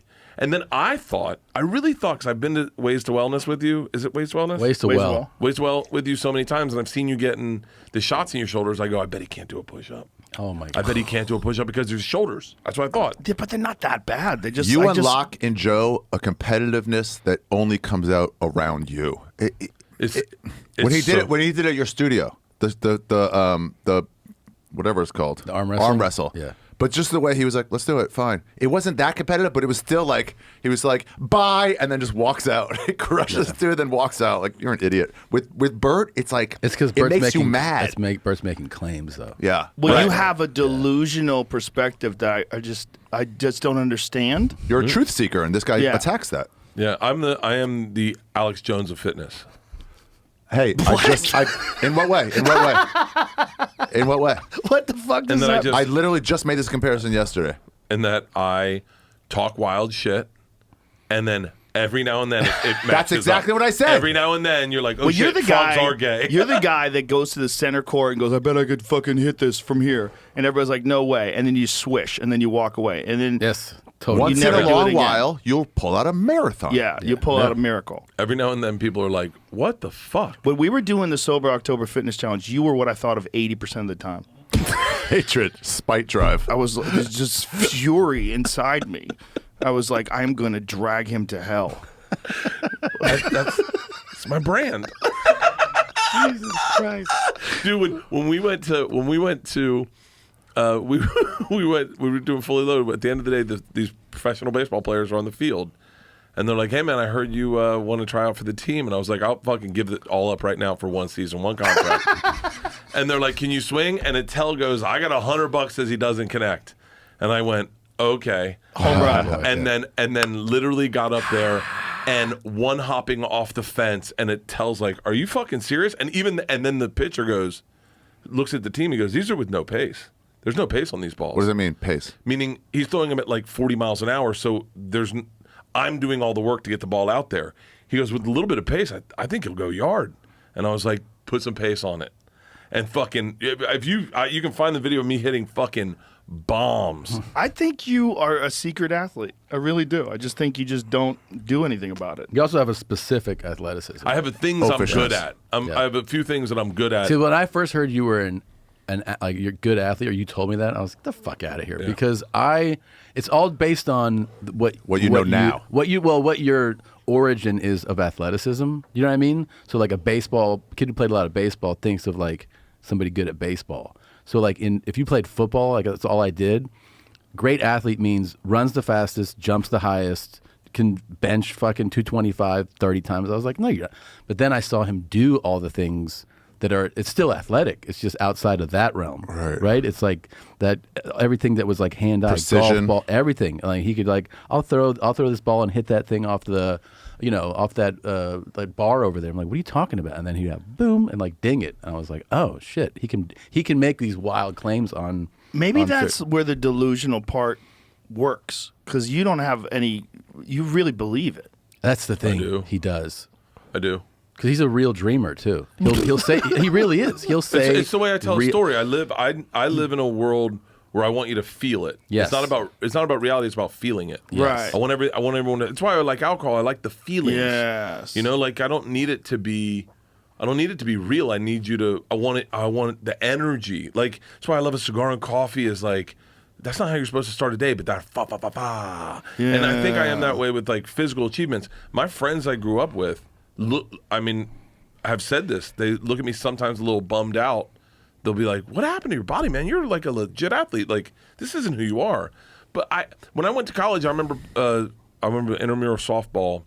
Everyone was making like big claims about how good they were, and I was like, "I'm actually really good." And I was like, "I'm not gonna say a fucking word. I'm not gonna say a word.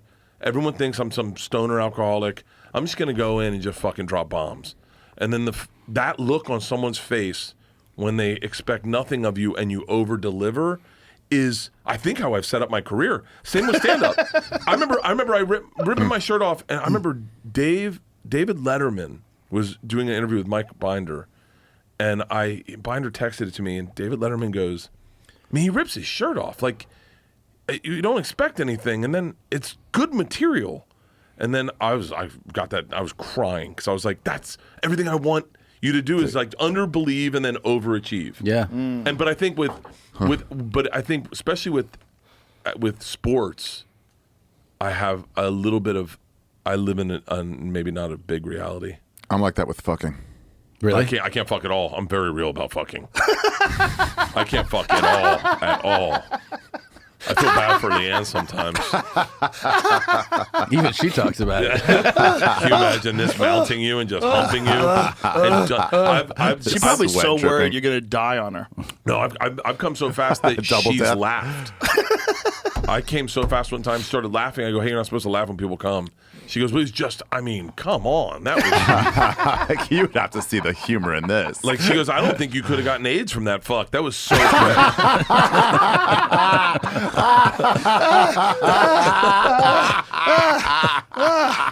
Oh my god. Oh my god. Fast. Fast. Like fast. Every time? If I go down on her, it'll be like 3 pumps. I can, yeah. Get you get excited. worked up ahead of time. Oh, dude. Get that J in you.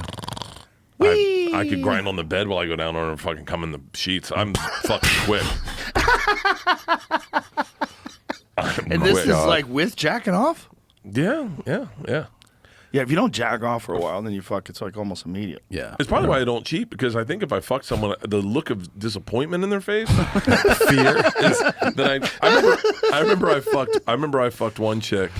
I told Tony Woods this story. He said, never tell anyone this story. I fucked her and I came so fast she got angry. Oh, and my she God. goes, you need to read a book. You need to read a book or get online and learn something. And it was Wow. and I was That's like, a rude thing for Read a girl book to and then say. come back and finish your job. and then she goes, and I was gonna say like, give me a minute, I'll go again.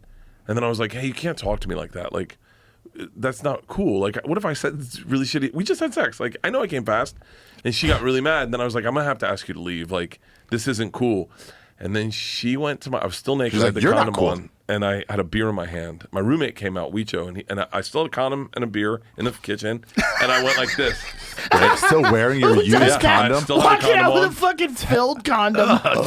Just like the little reservoir, just like dangling. My buddy Weecho comes around the corner, and I go, she'll be on in a second. And she came out, and she goes, are you being fucking serious? I gotta go to Brooklyn now? And I was like, yeah, I just can't let you talk to me. That's not cool. My feelings are hurt, and like, I'm like, that's not how this works. Like, you're not my girlfriend, but you can't like yell at me. I go, I know I wasn't good.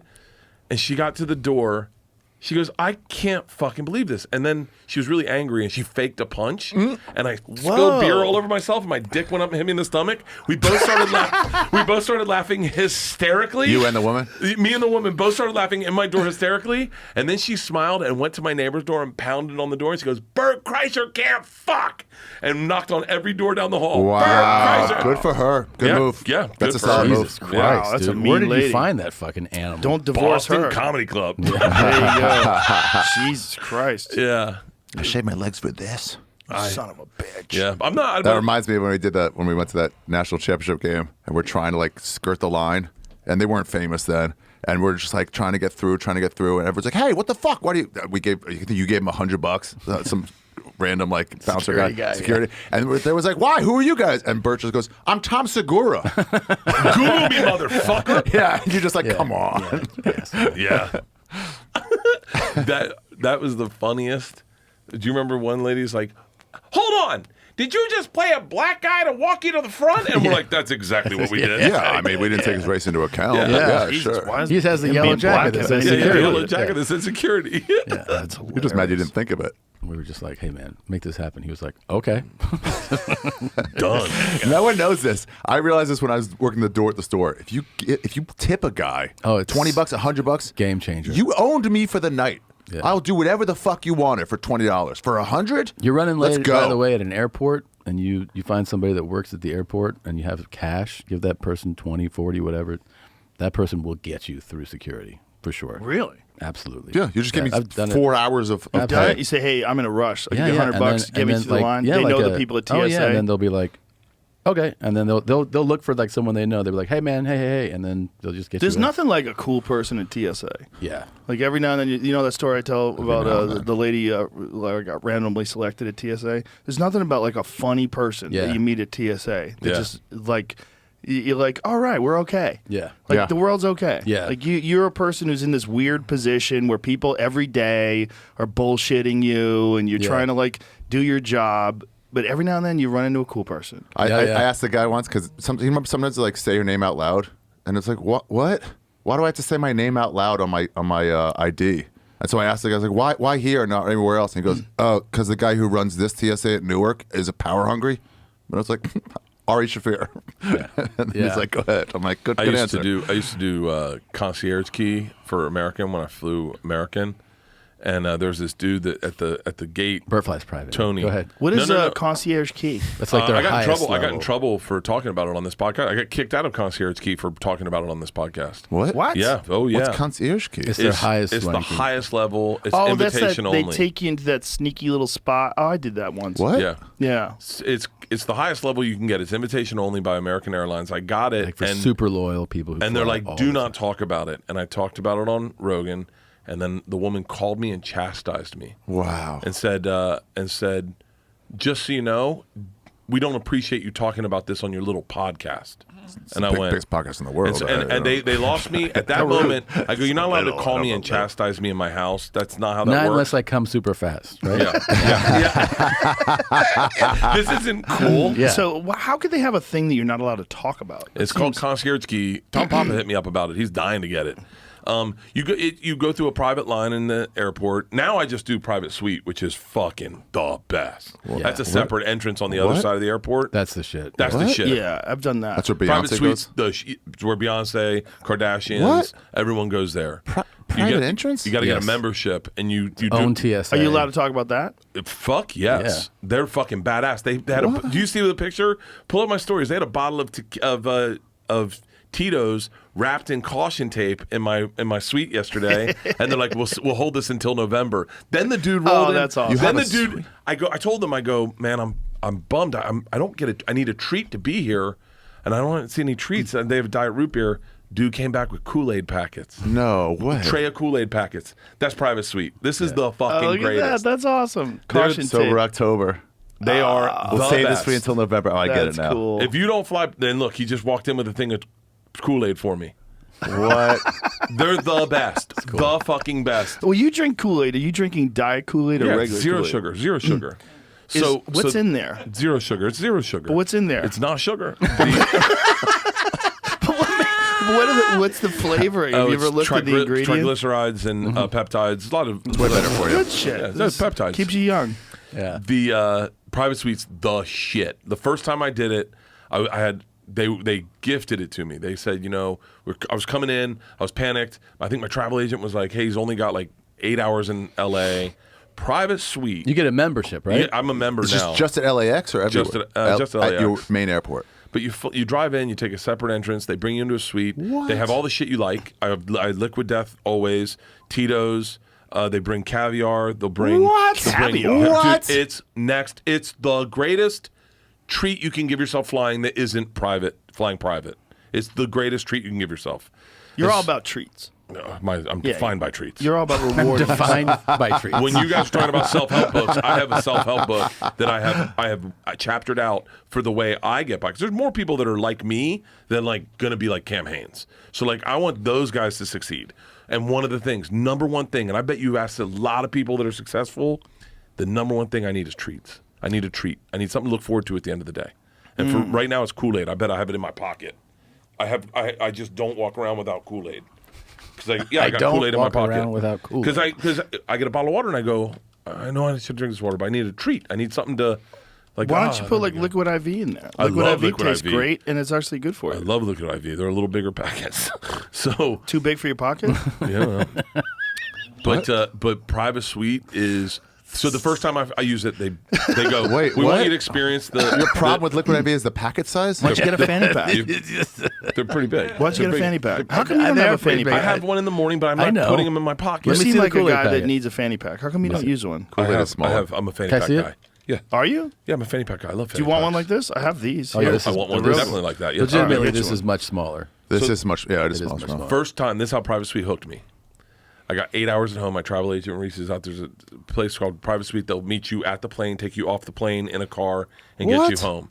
And so they grab your bags for you. You don't have to go through any of this stuff. Oh, that's great. And so I go, and they go, we know you're on a time crunch. We got you a helicopter taking you home.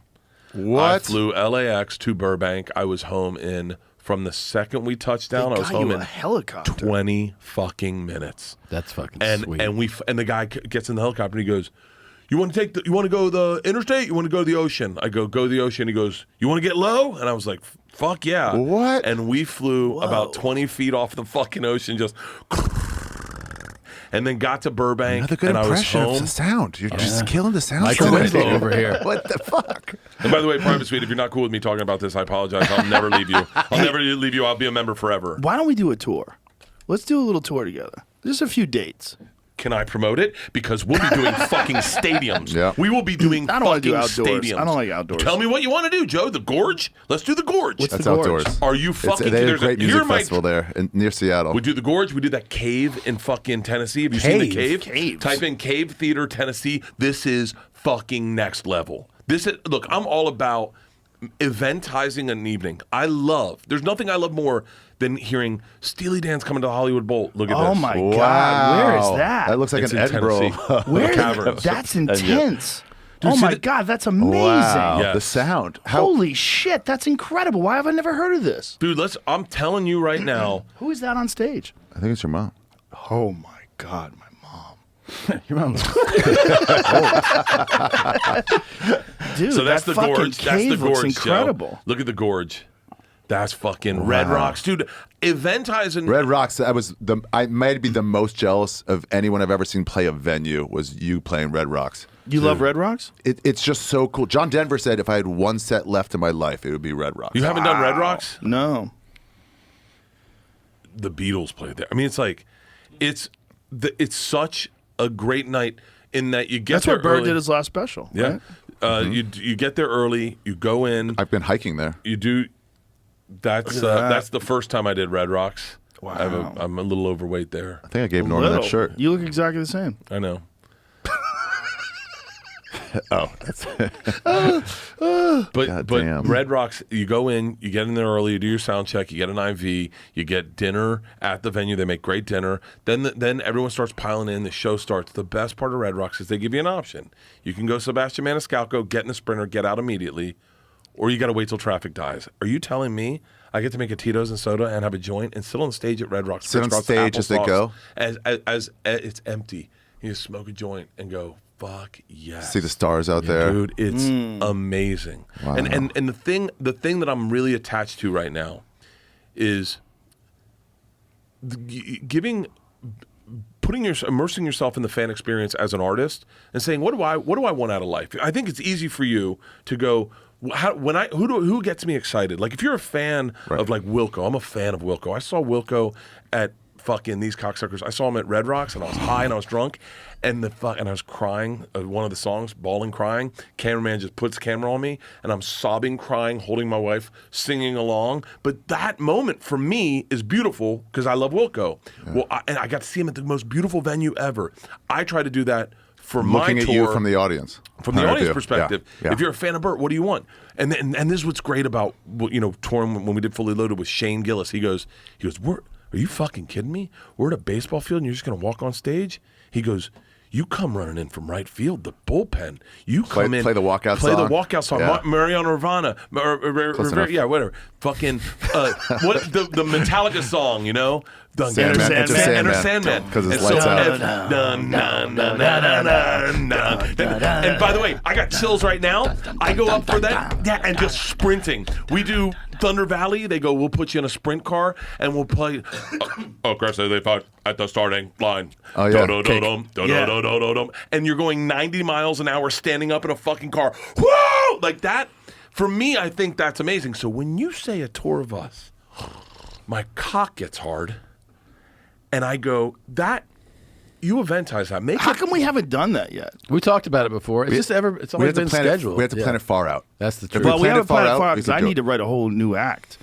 I'm in that spot where just filmed and I've got to fucking figure out how to put together an hour. He's the problem. because he's already doing the biggest venues you can do. Right, but he'll be done around the time that the club's open and I'm He's ready touring until his children in high school. No. I do have my international stuff next year, but it ends in May. That's April. Yeah, we could do June or later. June or later is good. That's a good I got fully timeline. loaded too. Well, I'm later, doing it later for 6 weeks. or October. Yeah, but that's just 6 weeks. So we talk about like August, September. September. I do it. Yeah. Be I fun. do it. Well, It'll be fun. well, really, the way to do it is like right before Sober October. Oh, right. Yeah. Right? Yeah, you Party. don't want to do it in October. Right. Right. Fuck that. Party in September then. Are we committed to Sober October for the rest of our lives? Like, I what do we will. do? Can I make a couple suggestions for next year's? Weed. Put weed back on the menu. Tonight is going to be a triggering event for me. We're I haven't going had a to triggering see event Roger yet. Waters. Because I haven't been in a situation where booze should be here or I should be on acid for Roger Waters. Yeah. And that will be I'll be itchy. I hung out with Roger Waters yesterday. I played pool with him. You did? What? Yeah. You guys Crazy. podcasted? Yeah, we podcast, played pool. How was he? He's great. He's awesome. He's such an interesting guy. He's so fucking smart. I heard an interview with him for the like 25th or 30th anniversary of the Dark Side of the Moon. And they were like, "Did you know when you were writing this, like what kind of effect, how big it would be?" And he was like, "Yeah, I mean it's great." Oh, he takes his shit very, very seriously. I think he did an interview recently about Russia and Ukraine. Yes, Yeah, he was yeah. like, it was like, he was kind of Very like, anti-war. Oh, we talked about that a lot yesterday. but he was kind of pro-Russian in his stance, no, right? not necessarily. He was saying that there's reasons why they're reacting this way. Yeah, yeah. It's because we violated treaties. NATO Right. has pushed Yeah, weapons. Dave Smith was talking about that yeah, too. Yeah, It's yeah, interesting. Yeah. It's not as simple and cut and dry as everybody said. We orchestrated a coup there in 2014. Yeah. I mean, it's not that simple. It's like they've openly tried to persuade Ukraine to join NATO, and there's a lot going on with that. I mean, it's not to excuse what Putin did. Putin did something absolutely horrific, but it's not like he wasn't provoked. Well, sure. He was Dude, provoked. And it's not like there aren't people that have a movie in a can about Russia they're waiting to release until this fucking war's over. Yeah, when was that movie completed? It's over. We're fucking sitting here When because was it completed? How long ago? Like Almost year a ago? year. Yeah, probably a year ago. Yeah. That is so wild that you can't release it because it's kind of I pro-Russia. think you were done over a year ago. Yeah. And the war started and they were just like, oh, let's just I remember them going, we don't want you talking about the war. It's probably smart. And I was You're like, probably not the expert I was on like, that. oh, wait, are we not pro-Russia? And they're like, no, okay, good call. Yeah. Let's wait another 2 months. I was like, wait, I thought we were, guys, they're our allies, right? Our Axis, something? The best. Axis of evil. Like, Axis that of- sounds pretty cool. Right? Who's Yeah. that? Hitler had friends. They were our allies at one point in time. The During World War II. best Pink Floyd song, in your opinion? There's a song that you There's go, so many. I mean, for me, it's money. Money is fucking great. Orange for Jew coming out this autumn. Yeah. when he fucking goes, song is so good. That song does wasted rip. away That does. to get out the ground on the road day. And the way they use like Dun, non-instrumental dun, dun. instruments to to start off, that was pretty good.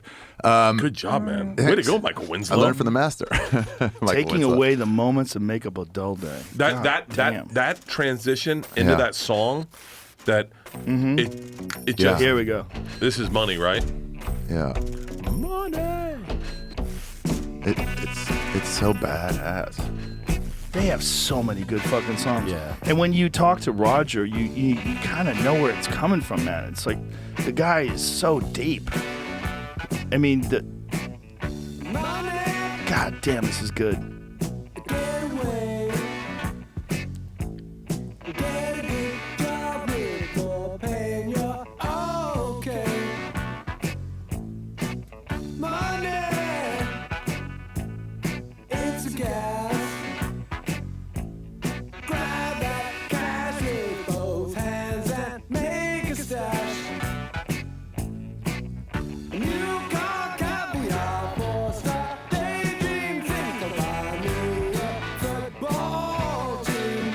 Right now, Bert is picturing walking shirtless onto stage. What's the point of this song? What's the switch though? He's like, it's not the way to live life, or what's Well, his it's like? just I think it's pointing out how crazy it is, the obsession that people have with money. the best is the one song they have about trying to split up the band. how people were trying to split it up. Yeah. Hey kid, you'll go far. I think you'll be a big star. Oh, right. As long as you get rid of which one of you is Pink? What's that song, Jamie? And then 10 years will pass. That's my favorite lyric. How does it go? And then 10 years will pass, and without you noticing. Yeah. I would listen to this every day in Serbia, going to the Have a cigar. yeah. Kariba. We did that on How are we Two gonna Commas, go Two to see Cigars. this sober? Yeah, that's crazy. How are we I going to feel go like see this sober? I feel like we should have a 1-day weed pass. Matt Staggs had a good point. A religious exemption. Oh, this is a religion. Yeah. Where's the show? Oh, this is such a jam. This is Where's the show? It's here. But what venue? I'm not sure. Moody Center. And you know, he's got this insane visual Oh my God, it's so fucking that cool. goes with Oh, all yeah. this. almost like a sin not to smoke weed. He had when I saw him. Keep talking. I like what you're saying. This with lights is Oh my God. I'm gonna buy a can of paint and a paper bag. That's tough. You guys should do poppers. Whatever I gotta do. I'm gonna hold my breath. He had a bunch of kids come out on stage with torture masks on. A cigar, you're gonna go far. You're gonna fly. You're never gonna die. You're gonna make it if you try. They're gonna love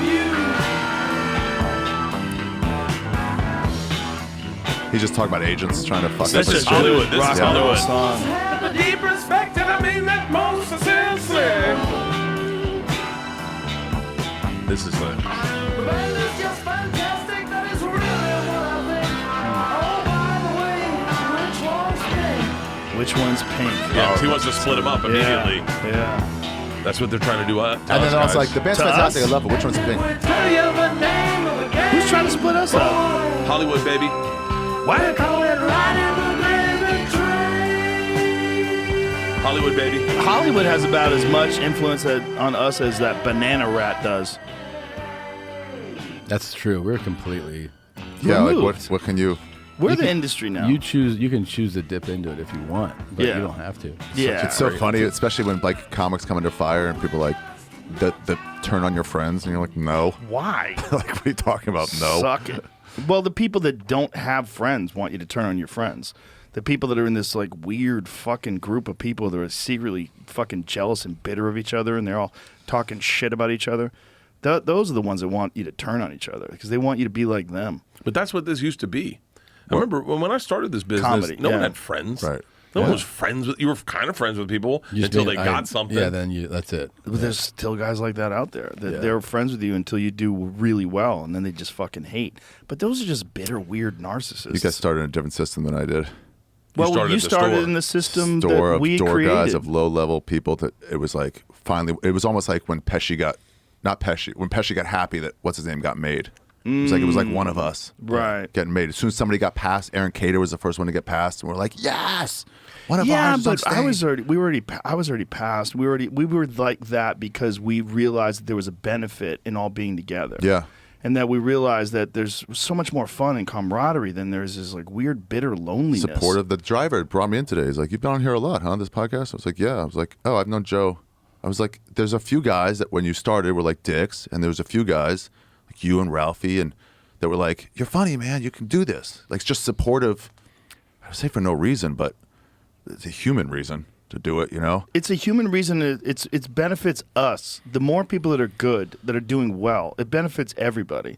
This weird thing that it's all for you, that famine mentality, is so poisonous for everything, not just for comedy, for every art form. Like you want other people out You there want that them are doing killing better, it. yeah. It's good for you. It's good for everyone, and it's definitely good for them. My best compliments when you people are like, I like this, I like that. My best is like, dude, you show me so many comics from This Is Not Happening. Yeah. I discover all these people. I'm like, Well, you're it great at feels that good. too, like highlighting people on your social media too that are really good.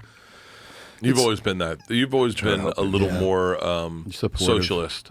Socialist, yeah. That's a good way to put it. True. I told you this last night, but I try to implement that a little bit, where you try to help put people over and Yeah, stuff. put them over. But then you start looking at it, and this sounds crazy, but then you get to a place where these guys that like you kind of tried to help. I had a conversation with Tim Dillon. I apologize, Tim, if I'm overstepping my boundaries, but we were talking in my front yard, and he was saying, you know, you were one of the first guys to put me on a podcast, and I'll never forget it. And I was out in L.A., and I was like, yeah. And then you think these guys you're trying to put over one day, will be over. And now like Tim's a Killing big get for me. Like I got him to. I can't announce it, but I have a big thing I'm doing with Tim, and I was like really grateful that he did it. Pie eating contest. And then you think you think to yourself like no, it's not not a that? pie. It's not a pie okay. contest. But you think to yourself like. It's crazy how quick that shifts, that paradigm of like Chris DiStefano, great guy to get on the podcast like 2 years ago.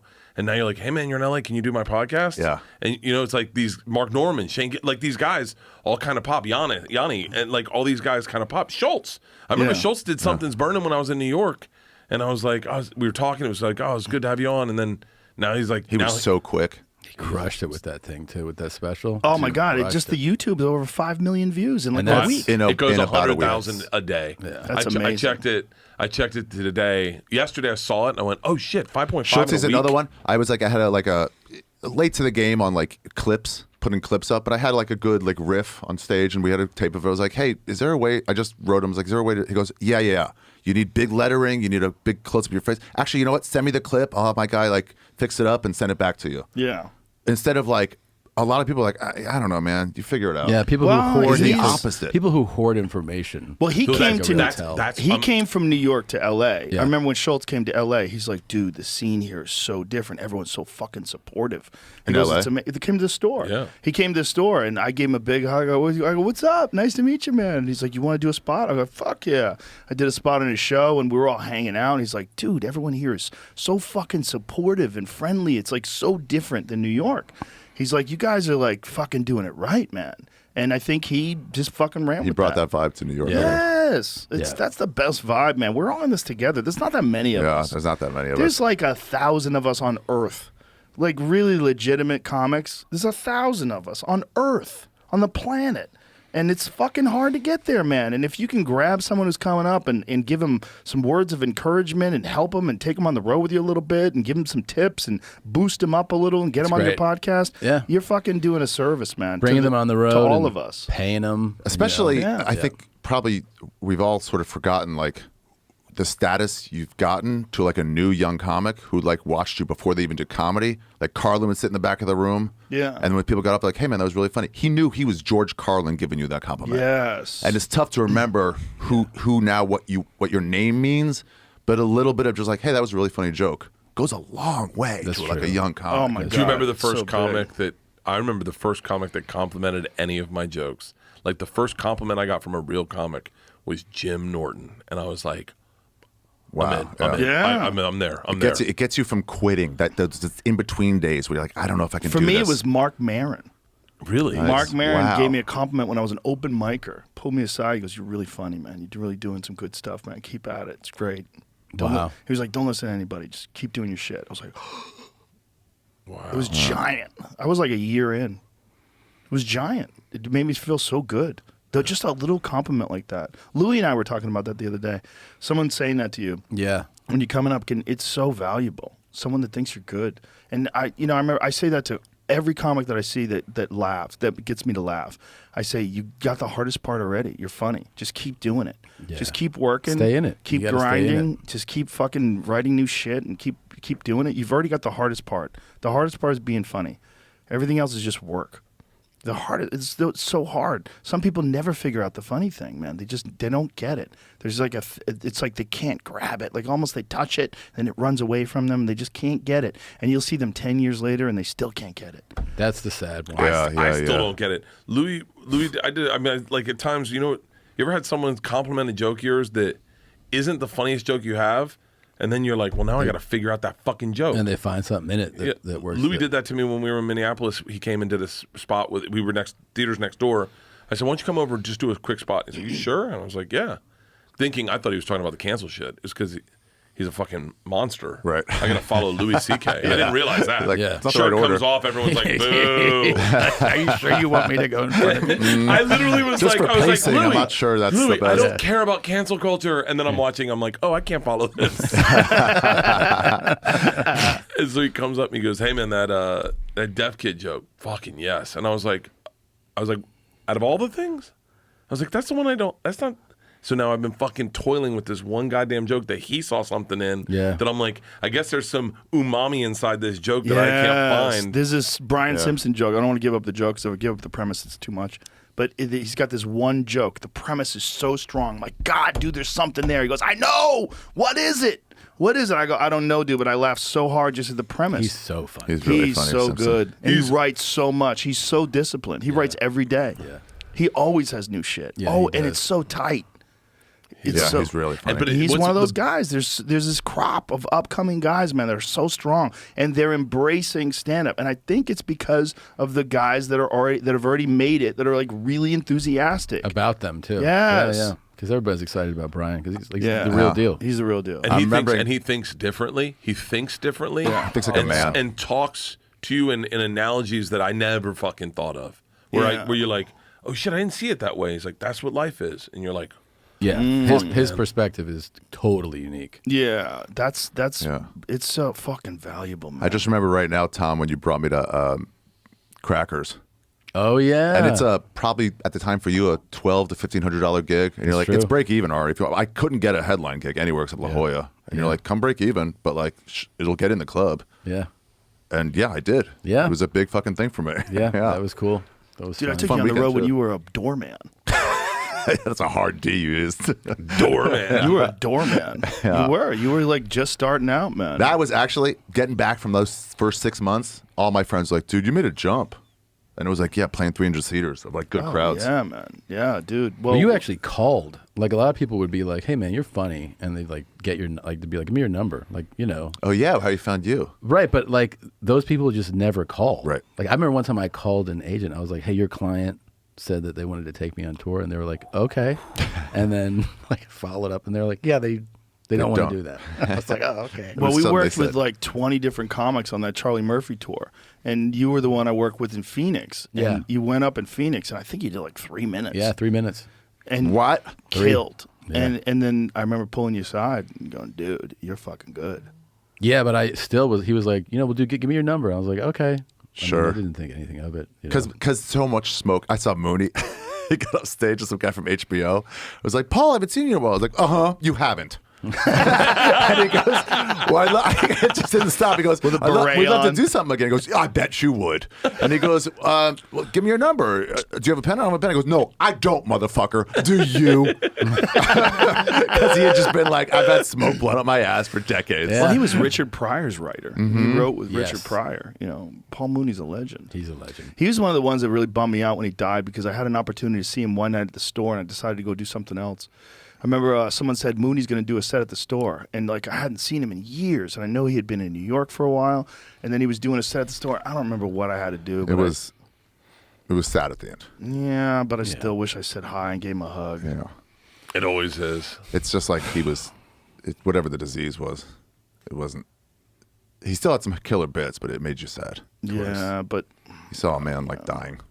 there's those things that like he was one of those guys. Like I told you, that was him telling me I was funny was Yeah. just like giant to me.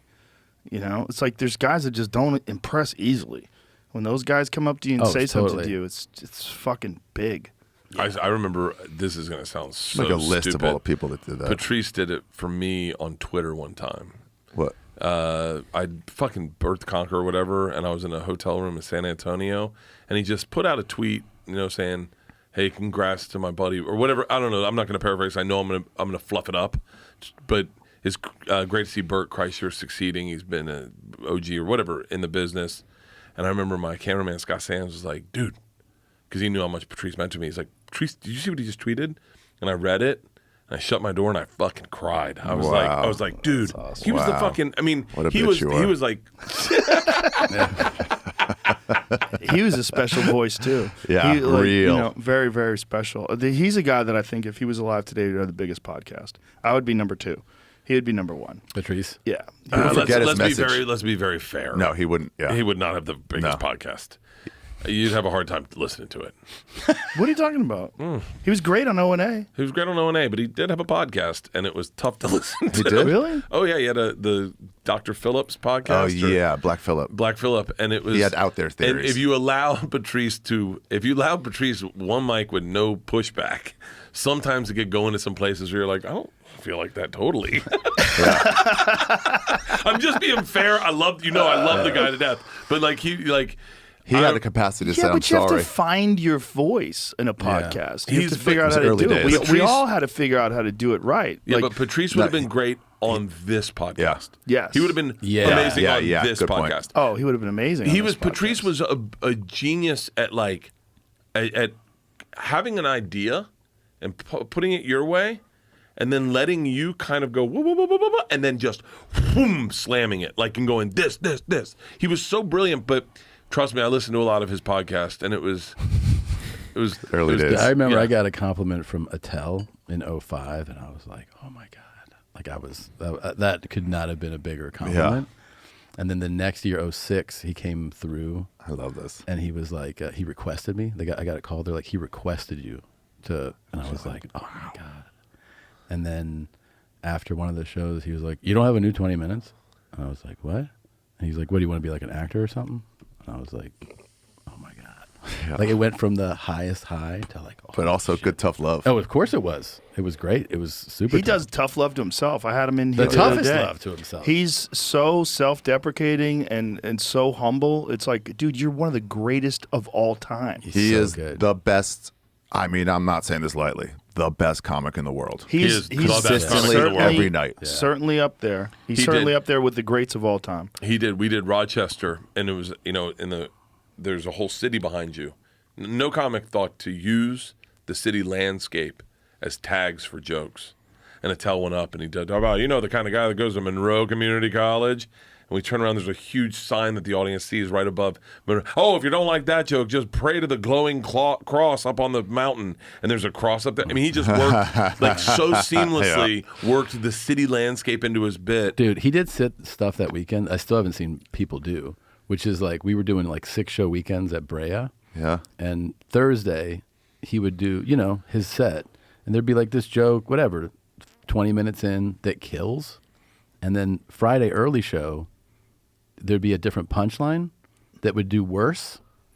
So Friday late show, I would listen and it would be that joke again. He didn't do the Thursday night one that killed. He tried yet another. Third. Yeah. And I was like, what the fuck? And he was doing this like throughout his set all the time. It was like, he was never satisfied, even if it was doing well. I was like, He's just- always tweaking. and with then he was exact recording word, them. exact words. Like it was, I'd never seen somebody. He just switch out the doesn't jokes. self-promote at all. No, No, Which he also, is- yeah. He also has a joke structure that's different than everybody.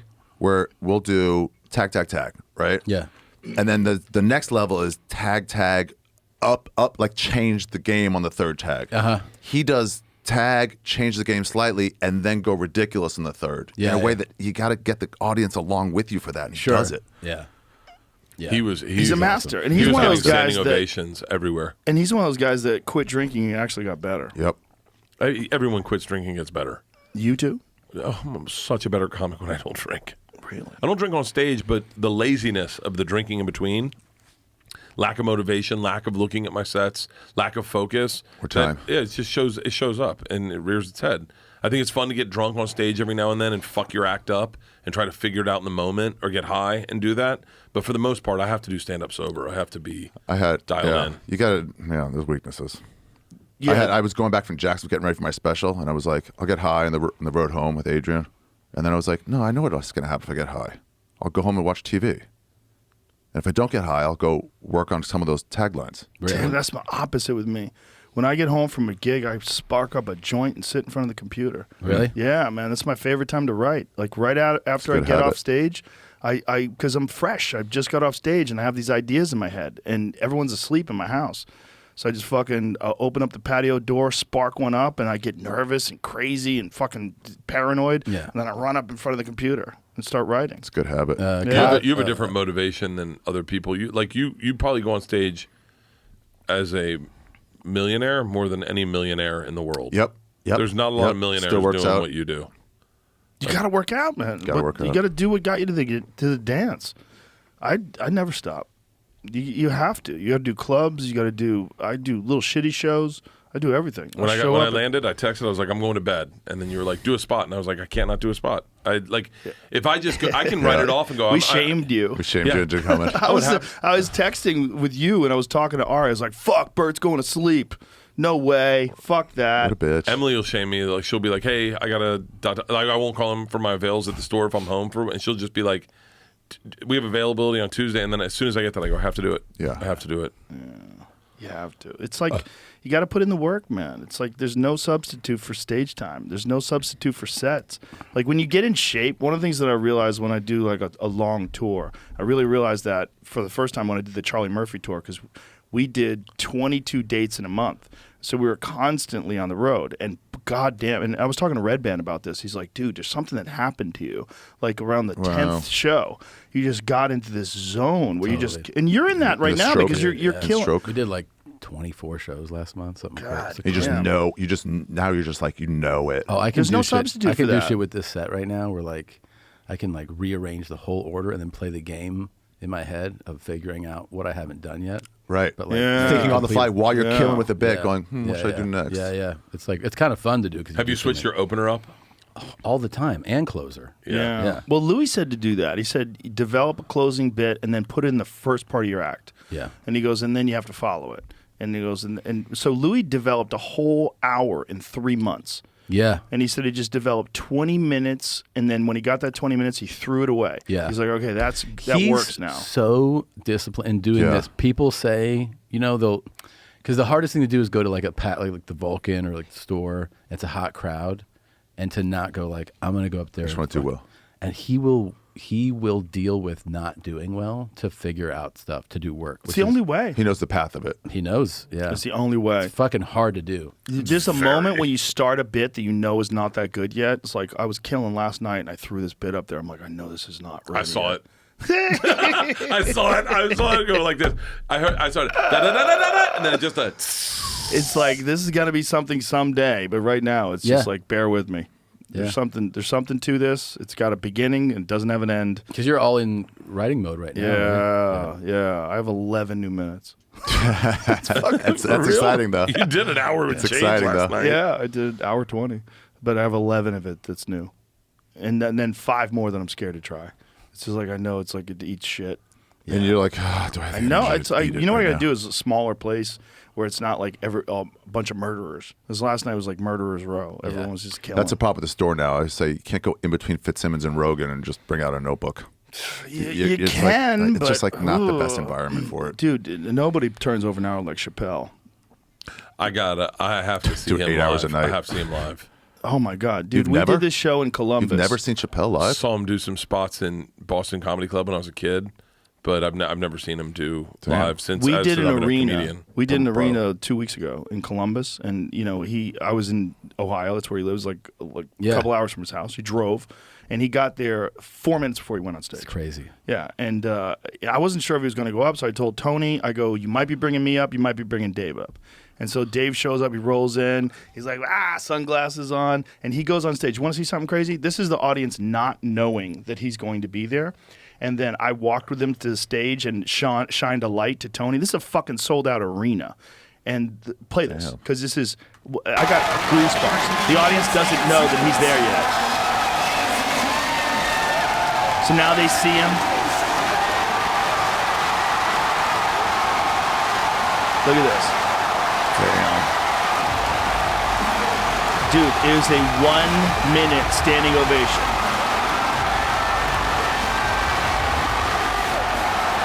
That's OSU's arena? Yeah. Wow. Look at this.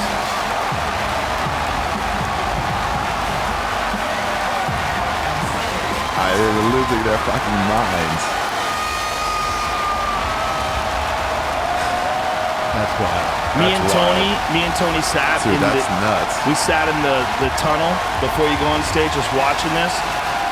I was like, this is magic, man. This is like the Beatles. It's incredible. It's incredible. How long did he do? 40 minutes? 30 minutes? Something like that?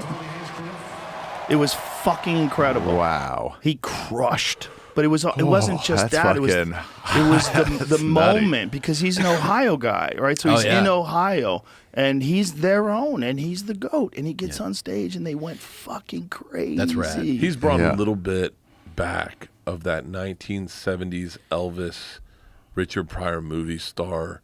Like, that That cool you can't that manufacture. cool you can't Cool. manufacture. Yeah, It's but that's genuine. really Cool him what? too. He's You such can't a good manufacture. guy. It's genuine, you know. He's such a good guy too. He's such a fucking good person. Like the way he just He has a comedian's ball every year, besides pandemic.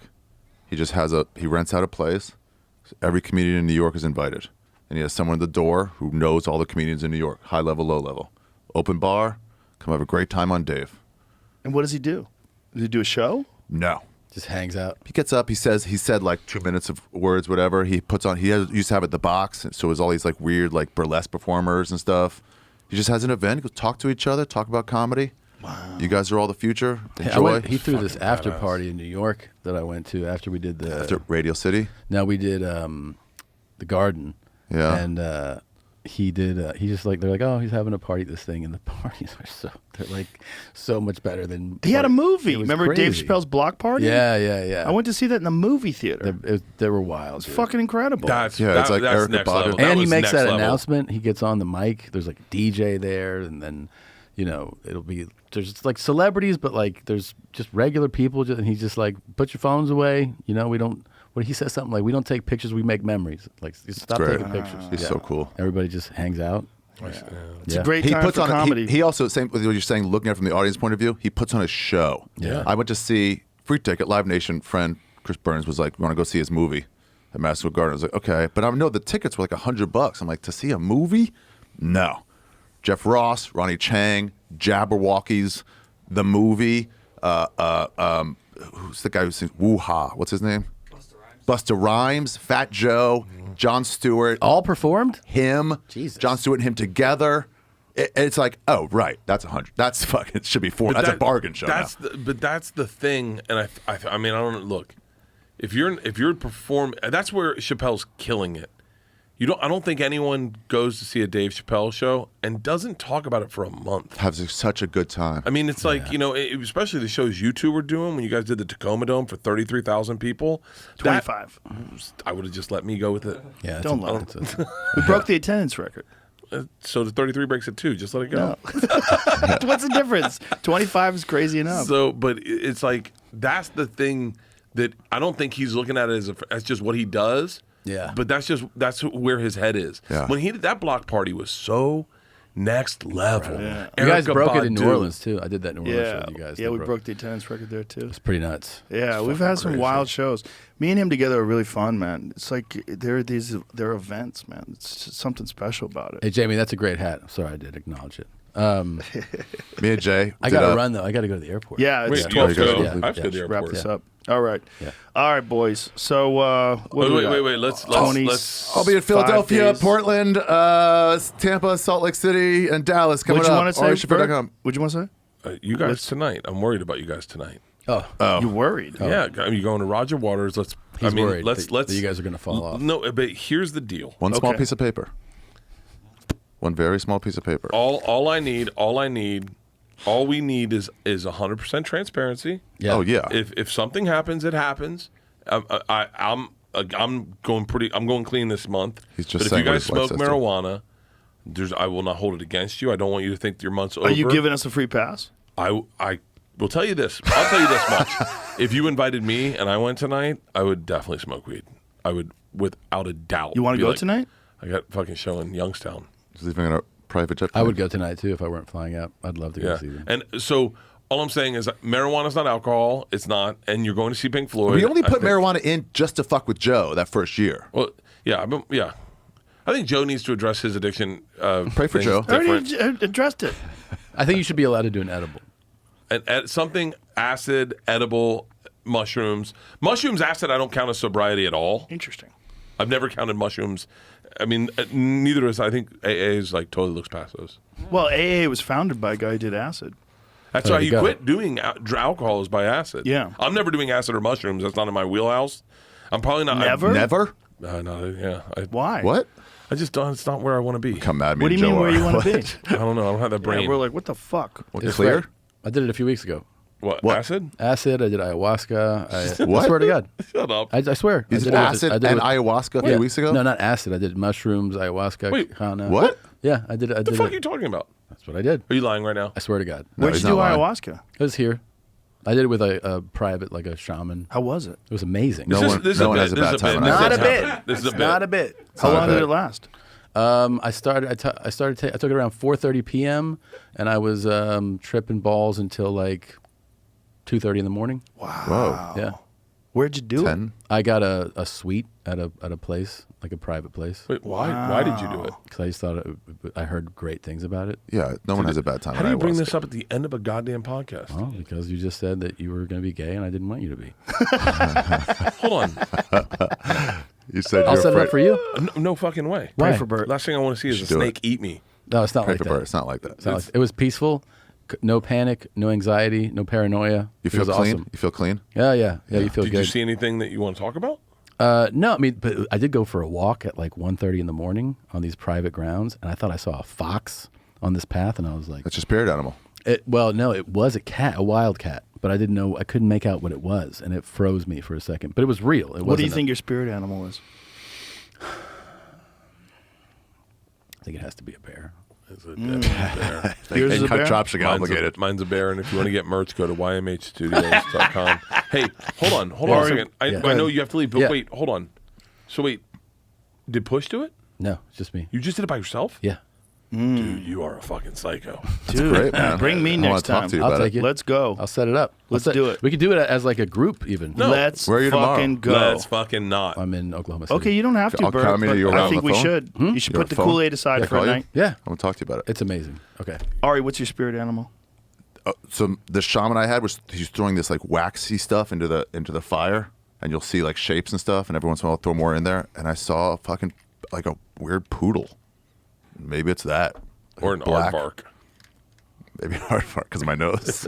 Ari the poodle. I don't like know, it. but I don't know what spirit. I don't know what spirit animal. What's your would be animal? typically. Yeah, what's yours? It's got to be a wolf. I think Chipmunk. it's probably a wolf. I think it's probably Surprising. Chipmunk. wolf or Gorilla. chimp. Wild chimp. I had a dream once where I was a wolf. I had a dream once where I could smell rain. It was me and some other animals, and we were closing in on a deer, and we could smell rain. I remember smelling things. There's no way you could smell it. It was like, and then I woke up because I realized that I was doing it. I was like, what the fuck is this? It was too real. But it was like in a rainforest, and I could smell things that I just could not. There's no way you could smell it. I could smell fear, and we were looking at this animal, and we were communicating telepathically, me and these other animals. I think it was a wolf, but I remember smelling rain. Damn. I could smell the rain. I could smell fear. I could smell this animal's anxiety as it's moving slowly through the bushes, like trying to avoid predators. And I was like, this is too real. And I woke up. Wow. I promise you'd like this experience. I will not. You would- and you we can't will drink- be did they talking tell you you about can't this drink next afterwards? week on Two Bears, One Cave. Okay. You can't drink for 8 days afterwards. Do not talk to anyone else Why not? about this. Do you understand me? I understand. Fucks it up. Still working in your system. Okay. Really? Yeah. Fucks what up? Fucks up the effects. And the guy told me, he was like, don't fuck with it. No sex, no doubt. You're going to say I'm fine. Don't fuck with it. This is how well I know Tom. What? He's been antsy about leaving for the last 20 minutes because I've been watching you do your little knee thing where you're like, It's got to go. Yeah, we've got a show. We've got things to do. All right. Boys, I love you. Love you guys. Great. I love you very Sober much. October, Have a good never time again. tonight. Yeah, we're going to have a good time tonight. Have fun. Eat an edible. Bye, everybody.